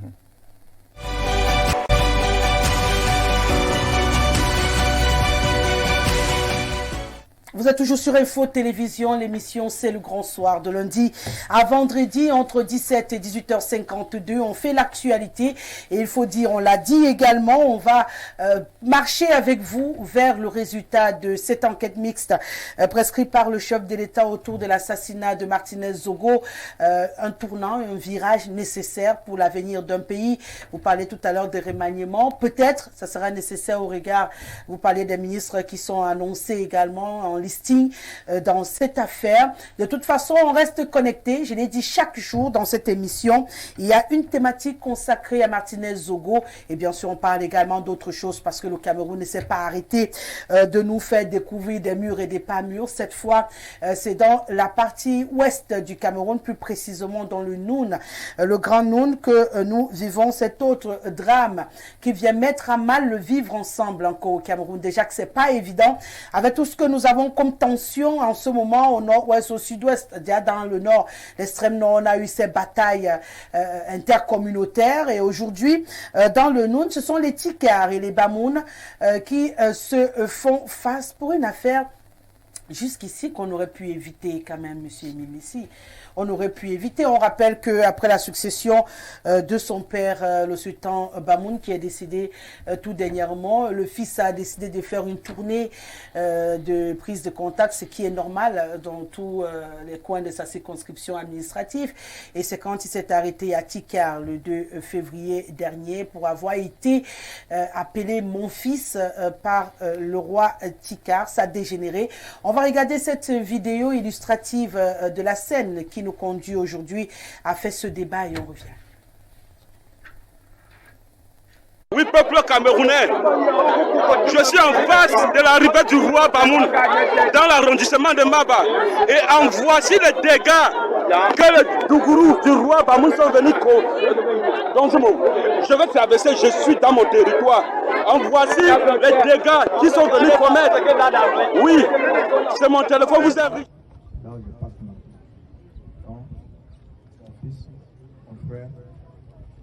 Avec vous, avec mes soeurs et mes frères qui sont venus vous rendre visite, comme avec la population qui sont venus derrière vous, pour vous accompagner chez vous à Maba. Donc je voudrais vous faire comprendre que mon fils...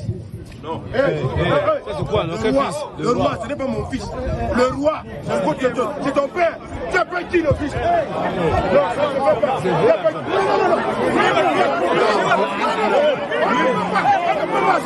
n'a pas mon fils. Quel est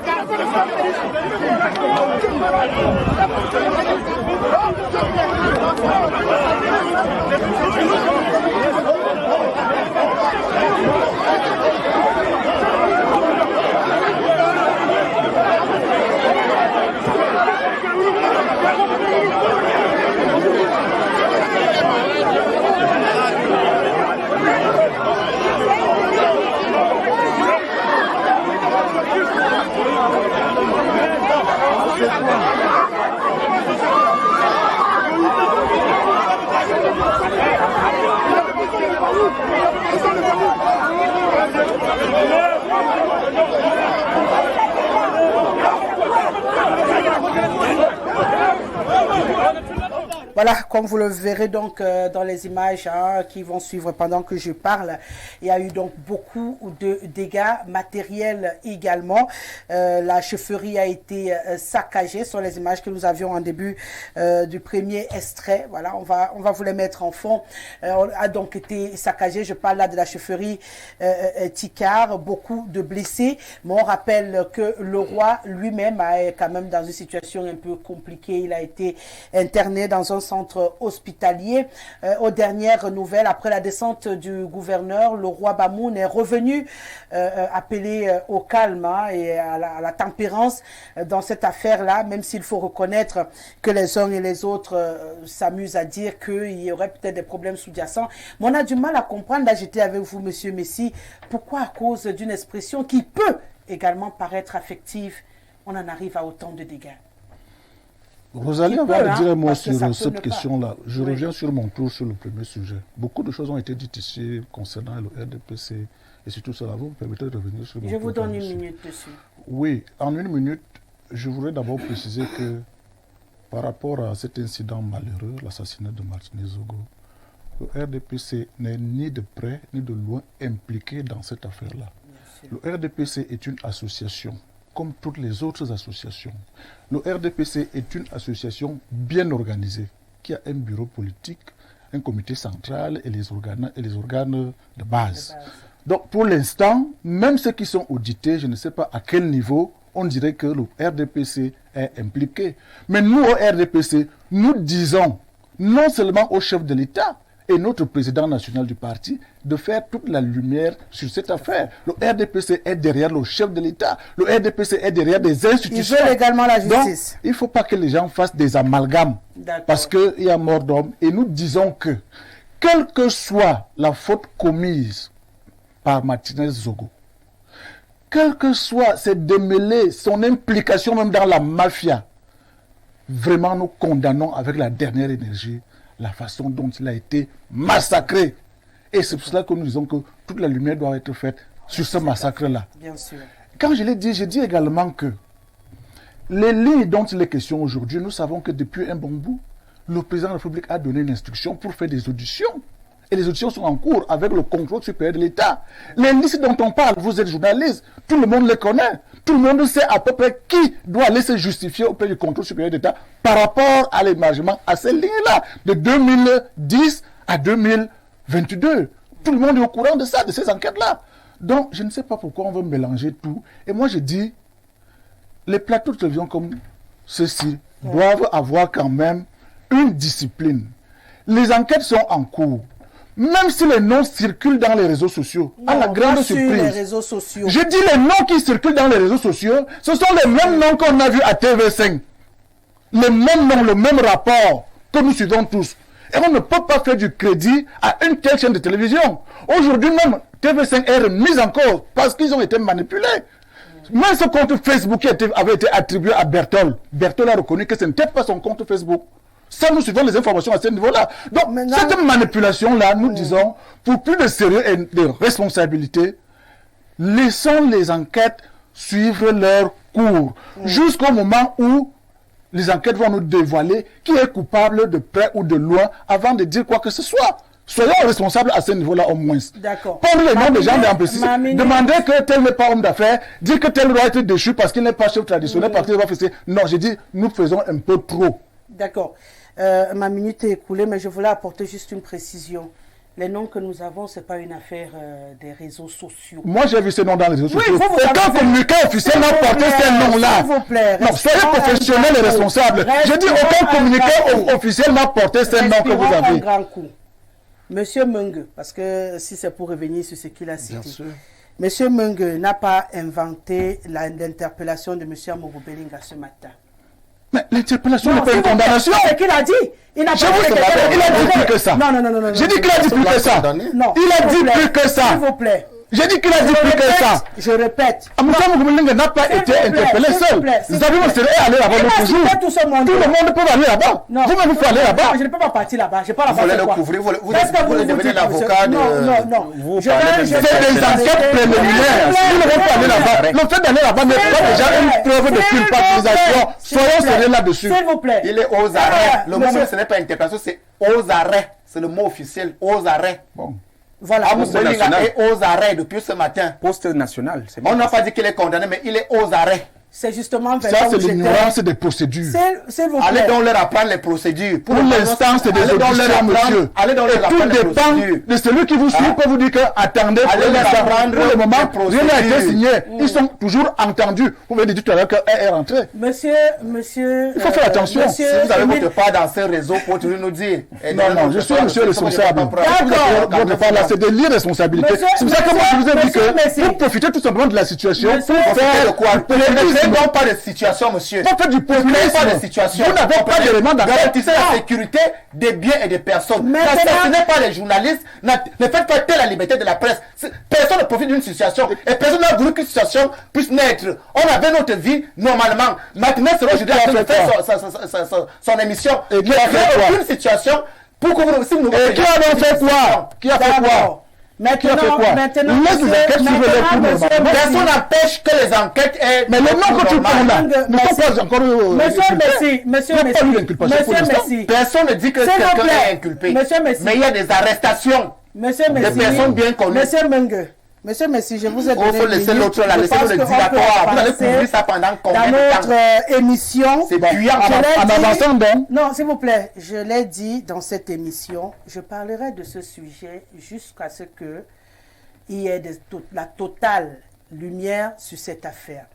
Alors, on va aller pas à pas. À chaque fois qu'on va interpeller quelqu'un, on va le dire. À chaque fois qu'on va entendre quelqu'un, on va le dire. À chaque fois qu'on va... Vous avez parlé de quoi? Incarcérer quelqu'un, on va le dire sur ce plateau. Pour l'instant, à chaque pas, je crois que j'ai besoin de lire le communiqué peut-être du secrétaire général à la présidence de la République pour qu'on comprenne qu'il y a des gens qui sont déjà interpellés et qu'il y a des gens qui sont entendus. Il a fait ressortir tout cela dans son propos. Donc, on ne va pas tourner en rond comme si on a inventé quelque chose sur le ciel. On avance. Moi, je n'ai pas de parti pris. Tout ce que je veux, c'est que la lumière soit faite sur l'assassinat de Martinez Zogo, comme tous les Camerounais. Maintenant, on va partir dans le Noun, si vous le voulez bien, pour parler de ces échauffourées qui opposent les ticards au Bamoun. C'est une situation un peu regrettable que j'ai vue l'autre jour, toujours à partir des réseaux sociaux, parce qu'aujourd'hui, on ne peut plus se séparer des réseaux sociaux. Non, maintenant, ils sont avec nous, on doit se réveiller ensemble. Pour comprendre, je me suis informé également, c'est-à-dire les Ticares qui sont dans le département du Noun, mais qui ne sont véritablement pas les Bamoun. Parce que très souvent, quand on parle du Noun, on a tendance à croire qu'il n'y a que les Bamoun dans le Noun. Il se trouve donc que le Bamoun n'est pas fait que de Bamoun. Il y a également les non-Bamoun, entre autres les Ticares. Et il y a donc un vieux conflit, c'est-à-dire que la chefferie supérieure, ou ce qu'ils appellent le roi Bamoun, tout ça, ça étend sur tout le département. Et les Ticares qui ne sont pas Bamoun n'accueillent pas cela avec beaucoup de fierté. Ils se disent qu'ils sont assimilés, sont avalés par le monde et tout, et tout. Je vais comme ça rapidement pour essayer de comprendre les non-dits de ce qui est arrivé là. Ça fait donc que le roi, bon, il n'y a pas de royaume au Cameroun, hein, Sa Majesté, le chef supérieur de premier degré, sultan, a entrepris donc de faire une tournée dans son territoire de commandement. Et puis, il a décidé donc d'aller là où il a eu des complications. À la veille, semble-t-il, il avait envoyé des gens là-bas pour préparer le terrain. Et puis, apparemment, tout ne s'est pas très bien passé. Il y avait donc des tensions en l'air. Surtout que sa visite avait d'abord été même suspendue avant d'avoir lieu véritablement à la fin. Parce que justement, les tensions dont vous parlez, c'est perçu. Et les tensions dont on seulement attendu quelque chose qui n'aurait même pas dû causer la tension. Vous savez, quand quelqu'un vous dit « mon fils », bon, moi, je suis chrétien, je ne sais pas, c'est un signe d'affection. Mon fils, ça marque l'amour. Et puis, dans la Sainte Trinité que nous savons, le Père, le Fils et le Saint-Esprit font un. Hein? Donc, si quelqu'un m'appelle mon fils, moi, j'appelle, c'est une marque d'attention, mais ça a dégénéré. Et puis, moi, je dis, le problème est forcément ailleurs. Et que ces peuples gagneraient à apaiser leurs tensions. Bien évidemment, le politique a interpellé. Parce que la chefferie traditionnelle au Cameroun, on nous a dit que ça ne devrait plus aller au-delà d'un département. Mais là, il y a des spécificités, il y a des problèmes entre les Ticares, qui seraient même les ancêtres même de ces Bamoun-là. Donc il y a des situations où les deux peuples gagneraient à s'asseoir et à résoudre de façon... Bon, certaines personnes vont peut-être questionner l'attitude du sultan par rapport à ces événements malheureux. Moi-même, je me suis posé la question, comment tout ceci se passe devant le sultan? Il ne demande pas à ces gens, arrêtez-moi cette histoire-là. Tout au moins, nous sommes quand même en territoire... Frère. Vraiment, frère, et puis on ne peut pas molester les gens dans leur maison. Nous savons, nous avons aussi des villages. Une scène comme ça se passe ailleurs, ça aurait pu dégénérer. Mais, Dieu merci, je crois qu'il y a eu des dégâts, que bon, pour le temps, on ne parle pas de mort. De mort, oui, mais des blessés. Je crois que c'est des Camerounais, c'est des frères, ils gagneraient mieux à s'asseoir sur une table et à taire ces querelles.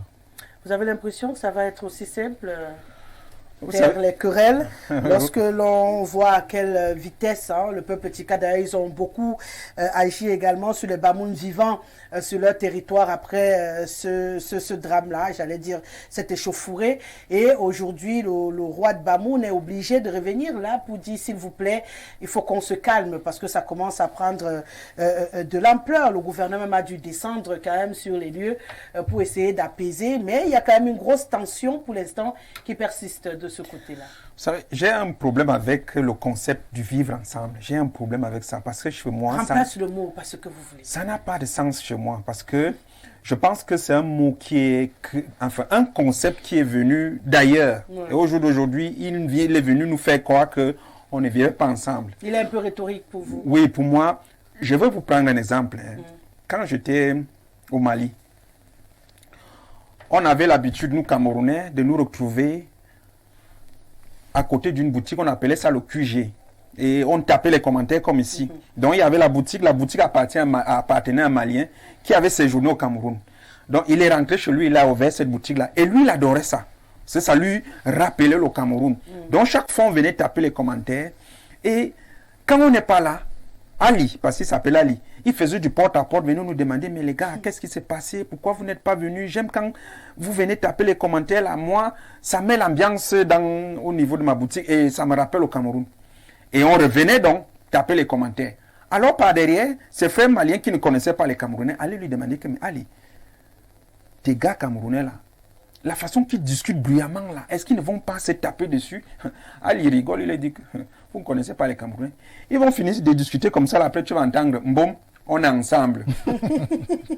Mbom, on est ensemble. C'est-à-dire que c'est une expression qu'on utilise ici depuis des années, des décennies. Donc, je pense que le concept de vivre ensemble est tout simplement venu nous séparer parce que ceux qui l'ont conçu, ils veulent nous diviser pour mieux régner. Donc, là, on est dans une situation où on a un même peuple. Ce n'est même pas deux peuples, c'est un même peuple. J'ai eu l'occasion de passer chez les Tikars et même chez les Bamoun. Je connais un peu bien la région. Ça me surprend beaucoup parce que vous passez là-bas, c'est des gens plutôt paisibles, calmes. C'est-à-dire ils ont un esprit plutôt accueillant. Surtout les Bamoun. Moi, je les connais très accueillants. D'ailleurs, j'en ai des amis qui sont très accueillants là-bas. Et j'ai trouvé très excessif les réactions qu'ils ont eues lorsque, effectivement, le chef des Tikars a dit « Mon fils, est-ce qu'il n'est pas réellement son fils ?» Quand vous regardez, pourquoi est-ce qu'on oublie un peu quelque chose là, parce que la tradition voudrait même que quand vous avez atteint un certain âge, vous regardez la personne qui est en face de vous, est-ce qu'il n'est réellement pas son fils? Donc j'ai trouvé la réaction des Bamoun très excessive. Il ne devait pas réagir comme ça. Et puis se met à déshabiller un chef traditionnel. Monsieur Messi a dit quelque chose là de très important, c'est que si les Tikars étaient des gens violents, ça pouvait dégénérer très mal. Parce que là, ils sont à un territoire, ils sont chez leurs frères. Les frères pouvaient les encercler avec leur chef. Ils pouvaient même avoir une prise d'otage. Mais comment vous pouvez venir faire ça à notre chef? Et je tiens à vous rappeler que les Tikars, quand vous regardez même leur histoire, c'est un peuple de guerriers. Hein. Ouais. C'est un peuple de guerriers. Ils pouvaient, n'est-ce pas, créer quelque chose de terrible. On pouvait avoir mort d'homme. Mais vraiment, il n'y a pas eu mort d'homme. Et la situation reste tellement tendue au point où je pense que c'est traditionnellement que ce problème-là devrait se résoudre. Même s'il y a des soubresauts entre les mêmes peuples, des Bantous que nous sommes, on a souvent l'habitude de nous enseigner qu'avant les Bantous réglaient leurs différends autour de l'arbre à palabre. C'est là où l'arbre à palabre devrait normalement donc intervenir. Pas l'administration. Parce que l'administration, on sait que l'administration, elle est purement coloniale. Elle viendra encore avec ces lois et consorts là qui peuvent encore créer quelque chose d'autre. J'ai aussi trouvé l'attitude du sultan. Le sultan devait normalement réagir immédiatement. Il ne devait pas accepter que sa sécurité, ses citoyens, si je peux, ces sujets réagissent comme ils ont agi là. Donc, que ces deux frères-là se retrouvent à l'arbre à palabre et qu'ils arrangent leurs différends. Parce que ça m'amène maintenant à parler un peu de ce que nous sommes en train d'écrire actuellement, Rosalie. Nous sommes en train d'écrire un ouvrage sur la conscience collective. Nous avons fait de ça l'idéologie de notre parti, justement pour régler ce genre de situation, faire comprendre aux Camerounais qu'en réalité, nous ne sommes qu'un seul peuple et que c'est la colonisation qui est venue nous diviser. Qu'à la base, n'est-ce pas, nous n'étions pas tous ces peuples que on entend parler là. Donc, il faudrait que collectivement nous prenions conscience de cela et que ce soit un enseignement que nous donnons à nos enfants pour qu'on n'en arrive plus à ce genre de situation où lorsque un frère va rendre visite à son frère parce qu'il m'a appelé mon fils, je me mets à le frapper dessus. Donc, j'espère vraiment que ces grands chefs-là vont s'asseoir et régler ces différends-là. Quand je lis, en vous donnant la parole, M. Mengue, cette intervention d'un téléspectateur, tu comprends qu'il y a beaucoup également d'orgueil derrière cette affaire. Il dit « Bonsoir Rosalie, permettez-moi de prendre parole sur votre tribune pour éclairer certaines choses. » De 1. Le monsieur qui prend parole devant le sultan roi des Bamoun n'est autre que le chef du 3e degré et non le roi des Tikars. Et nulle part ailleurs dans le Noun, personne, quel que soit son titre de chef, ne peut s'habiller comme le sultan devant le roi. Donc pour eux, il avait une tenue trop... C'est pour vous dire que ça part des petites choses. Il avait une tenue trop prestigieuse, trop proche de celle du roi pour être toléré. Vous comprenez pourquoi on a commencé par utiliser sa tunique. Je continue son message. Donc son habillement déjà était à dessein provocateur.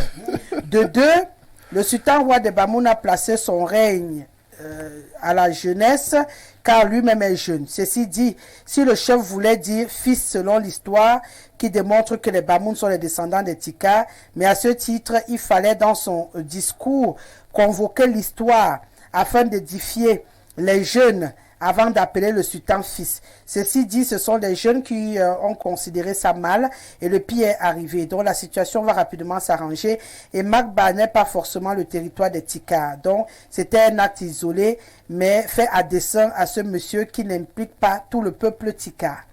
Le sultan a dû calmer vu de la situation. C'est Bertie Tangfong depuis Lonkak à Yaoundé. Très bonne émission. J'ai lu son message parce que ça a attiré l'attention. Oui. Oui, je vous permets à présent de réagir. Je crois qu'il faut déjà saluer tout le département du Noun, les habitants du département du Noun, dans la région de l'Ouest. C'est des peuples Tikar et Bamoun qui partagent notamment cet espace géographique. Je crois que au-delà de tout, il y a la nécessité de collaborer et de vivre ensemble. Parce que, je vais leur prendre un exemple. Si les chefs traditionnels de la Leki, du département de la Leki, ne s'entendaient pas face au problème, face à l'assassinat de Martinez Zogo, ils n'allaient pas, n'est-ce pas, réussir à se construire un collège de chefs pour aller poser un acte qui a dissuadé, qui a même bousculé, n'est-ce pas, les avancées dans cette enquête. Donc je crois que Bamoun et Tika ont l'obligation, puisqu'ils partagent le même espace géographique, l'obligation de se constituer, d'être ensemble, parce qu'il y a des enjeux qui devraient les interpeller, qui vont absolument les contraindre de montrer, de présenter un visage commun. Mais je dis donc que quand on regarde à peu près la vidéo, je crois que c'est un rapport de force qui voulait se faire. Mais est-ce qu'il y avait besoin d'un rapport de force? Ils sont dans le même département, le Noun. C'est quasiment la même maison. Oui. Pourquoi avoir besoin d'une démonstration de force? C'est le chef supérieur qui est en tournée. Justement, c'est le chef supérieur qui est en tournée et qui va dans un village. On l'accueille. Oui, quand je parle. Et après, il tabasse tout le peuple. Oui, vous comprenez que rapport de force, c'est-à-dire le Bamoun, le peuple Bamoun, qui incarne le sultanat, voudrait bien prouver au Tika que c'est nous qui avons le sultanat. Et c'est nous qui avons, même sur la valeur numérique, c'est-à-dire que le nombre quand vous les regardez, les Tikas sont minoritaires par rapport au Bamoun, par exemple. Vous voyez, c'est pourquoi je parle d'un rapport de force. Et les Tikas aussi, de l'autre côté, quand certains parlent de la provocation, la tunique, chef de troisième degré, qui appelle son fils, alors tous ces éléments-là n'arrangent pas l'orgueil et la grandeur, la posture d'ascendance que les Bamoun ont vis-à-vis, voudraient démontrer vis-à-vis des Tika. Donc c'est un peu comme disons la bataille des coqs dans une cour. Il faut bien que le coq dominant prouve que c'est moi qui domine. Et voilà pourquoi on a vu la réaction de la cour, c'est-à-dire ces gardiens du sultan réagir automatiquement, c'est-à-dire il n'a pas attendu le gars en jaune là, il n'a pas attendu, il fallait automatiquement déshabiller le chef cette tunique faisait bouillir son intérieur. Donc à la tunique on ajoute maintenant le nom mon fils. Automatiquement ça attendait la faille. Le sultan et sa cour se sont sentis indignés. Il fallait donc qu'ils prouvent que c'est à eux le sultanat, c'est eux qui sont supérieurs et c'est ce qui explique ce qui s'est passé. Mais est-ce qu'on déshabille un chef? Sauf que, c'est là où je voulais aller, sauf que la réaction est disproportionnée. Parce que même s'il y a des reproches à faire aux représentants traditionnels des Tika qui étaient présents, je crois qu'il peut avoir des tête-à-tête après la cérémonie officielle. C'est un discours d'accueil, si je ne me trompe pas. C'est-à-dire le chef Tika accueille le roi, le sultan de Bamoun. Donc, s'il y a des erreurs, s'il y a des provocations qui ont été constatées, il fallait peut-être en retrait, en marge de la cérémonie, faire des reproches à ce chef Tika que, attention, tu ne peux pas mettre une tunique, à côté de moi, tu peux appeler Mon mon fils. Rosalie. Donc, je suis en train de condamner. Qu'il aille au bout de son propos. Je suis en train de condamner le caractère violent Oui. de la réaction de la cour du roi Bamoun. Oui. Le caractère violent. Parce que on a humilié un chef, on a humilié un citoyen publiquement. Mais je dis même au président de la République, je crois que le président de la République ne pourrait pas avoir une réaction comme celle-là. Ouais. Si on appelle peut-être que grand-père ou bien petit frère. Non, je crois qu'il y aura quand même une possibilité. On l'a humilié. C'est cette humiliation-là qui fait un problème aujourd'hui. Hein? En dehors de l'humiliation de la personne du chef de Tika, il y a eu une violence. Il y a une violence qu'il faut condamner et devant le sultan de Bamoun qui incarne l'unité et la paix. Hein? Il incarne l'unité et la paix. Peut-être pourquoi il est retourné par la suite Justement. Et ça veut dire que dans ses rangs, il a des gars zélés. Et il doit comprendre que le problème pourrait aussi venir des siens. Donc, de toute façon, tous sont les siens. Voilà. Donc, quel que soit le cas, suprême de la il zone. pouvait, je dis, à marge de cette cérémonie, faire un rappel à l'ordre au chef de Tika pour que l'expression de la violence ne puisse pas meubler cette cérémonie. Et aujourd'hui, ils ont du mal, quel que soit le cas, ce qui va se passer, les peuples Tika auront du mal à se réconcilier avec les peuples Bamoun. Il faut tellement travailler. Il faut tellement travailler pour qu'il y ait une réconciliation à fond et d'esprit. Parce que il y a une personne qui a été humiliée et c'est une personne qui représente une communauté, même si c'est peut-être une communauté de 30, 40, 50 ou 100 personnes, il représente quand même une communauté, il représente les Tika quelque part. Parce qu'aujourd'hui, tous les Tika savent que c'est eux qui ont été attaqués, malgré bon, il y a parfois quelques factions, des gens qui disent que bon, mais je dis, cette humiliation, cette violence-là n'avait pas raison d'être. S'il faut faire un rapport de force. Vous vouliez rajouter quelque chose avant qu'on ne parte? Oui, je voudrais rajouter quelque chose dans ce sens que tout à l'heure on parlait de l'insécurité à un plus haut niveau par rapport à certaines initiatives que les proches ou lointains collaborateurs peuvent prendre. Je crois que ce qui s'est passé de l'autre côté là interpelle également le chef, le sultan roi de Bamoun, a réorganisé sa sécurité, son entourage, sa chefferie même et tout, pour voir qui fait quoi et comment ça doit se passer. Moi, je vois mal comment... Bon, vous pouvez assurer la sécurité là-bas. Quelqu'un qui vous accueille dans sa chefferie, même s'il est de 3e degré, j'imagine que c'est un mot de bienvenue. Ouais. Vous vous êtes placé là, vous devez être sous les ordres du sultan. Vous êtes... S'il ne vous dit pas ça, vous ne bougez pas. Voilà. S'il ne vous dit pas que faites ceci, vous ne le faites pas. Moi, je vois aussi donc des failles et même une insécurité. Dans sa cour. Dans sa cour, où les gens prennent des initiatives sans même qu'ils soient consultés. C'est-à-dire, ils attrapent quelqu'un comme ça, ils viennent le mettre... C'est comment? Moi, j'ai dit, l'occasion est aussi venue pour ce jeune roi de mettre un peu de l'ordre autour de lui pour que lui seul soit le patron. De tout Parce que ce qui s'est passé là, ça peut entraîner d'autres choses. C'est l'excès de zèle, oui, mais ça peut entraîner beaucoup de dégâts. Surtout que le roi lui-même est présent. Pendant que ça se passe. Pendant que ça se passe, il est présent et il n'a donné aucun ordre. Même si quelqu'un est habillé comment? Il y a une tenue traditionnelle des auxiliaires d'administration qui est connue dans ce pays. Il y a ce que les chefs de 3e degré doivent mettre. Lui, il connaît. De 2e degré, de 3e degré. Or, ils se trouvent dans leur logique de royaume, et ainsi de suite, de tunique et tout. À ce niveau, on est vraiment incompétent pour se dire que tel n'avait pas sa tenue, tel autre n'avait pas sa tenue. C'est clair. Bon, maintenant donc, dire que...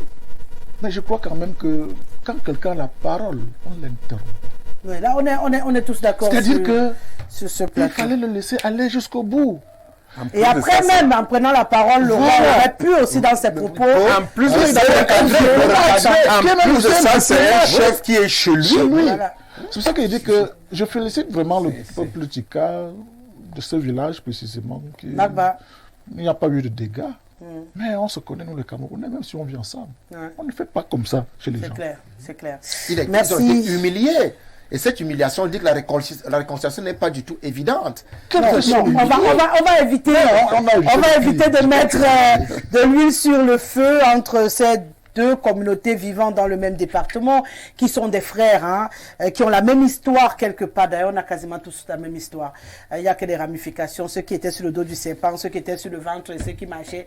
Mais au fond, c'est toute une même communauté qui constitue le Cameroun. Merci à vous trois d'avoir été là ce soir et d'avoir éclairé la lanterne des téléspectateurs d'Info Télévision. Grand soir entre en gare pour cette première livraison de la semaine. Je rappelle que le journal en langue de Shakespeare, c'est tout de suite à 19h00 avec Herminie Louga. À 20h, vous retrouverez Karine Biha pour le grand format en langue de Molière. Merci à Jean Matin, merci à Ben Valls, merci à Médard Dengue, merci à Anissé Nomo, merci à Marcel Ngono pour le make-up, respect, Monsieur Dieudonné Mvan. On se retrouve avec le même plaisir et le même bonheur demain, 17h. Au revoir.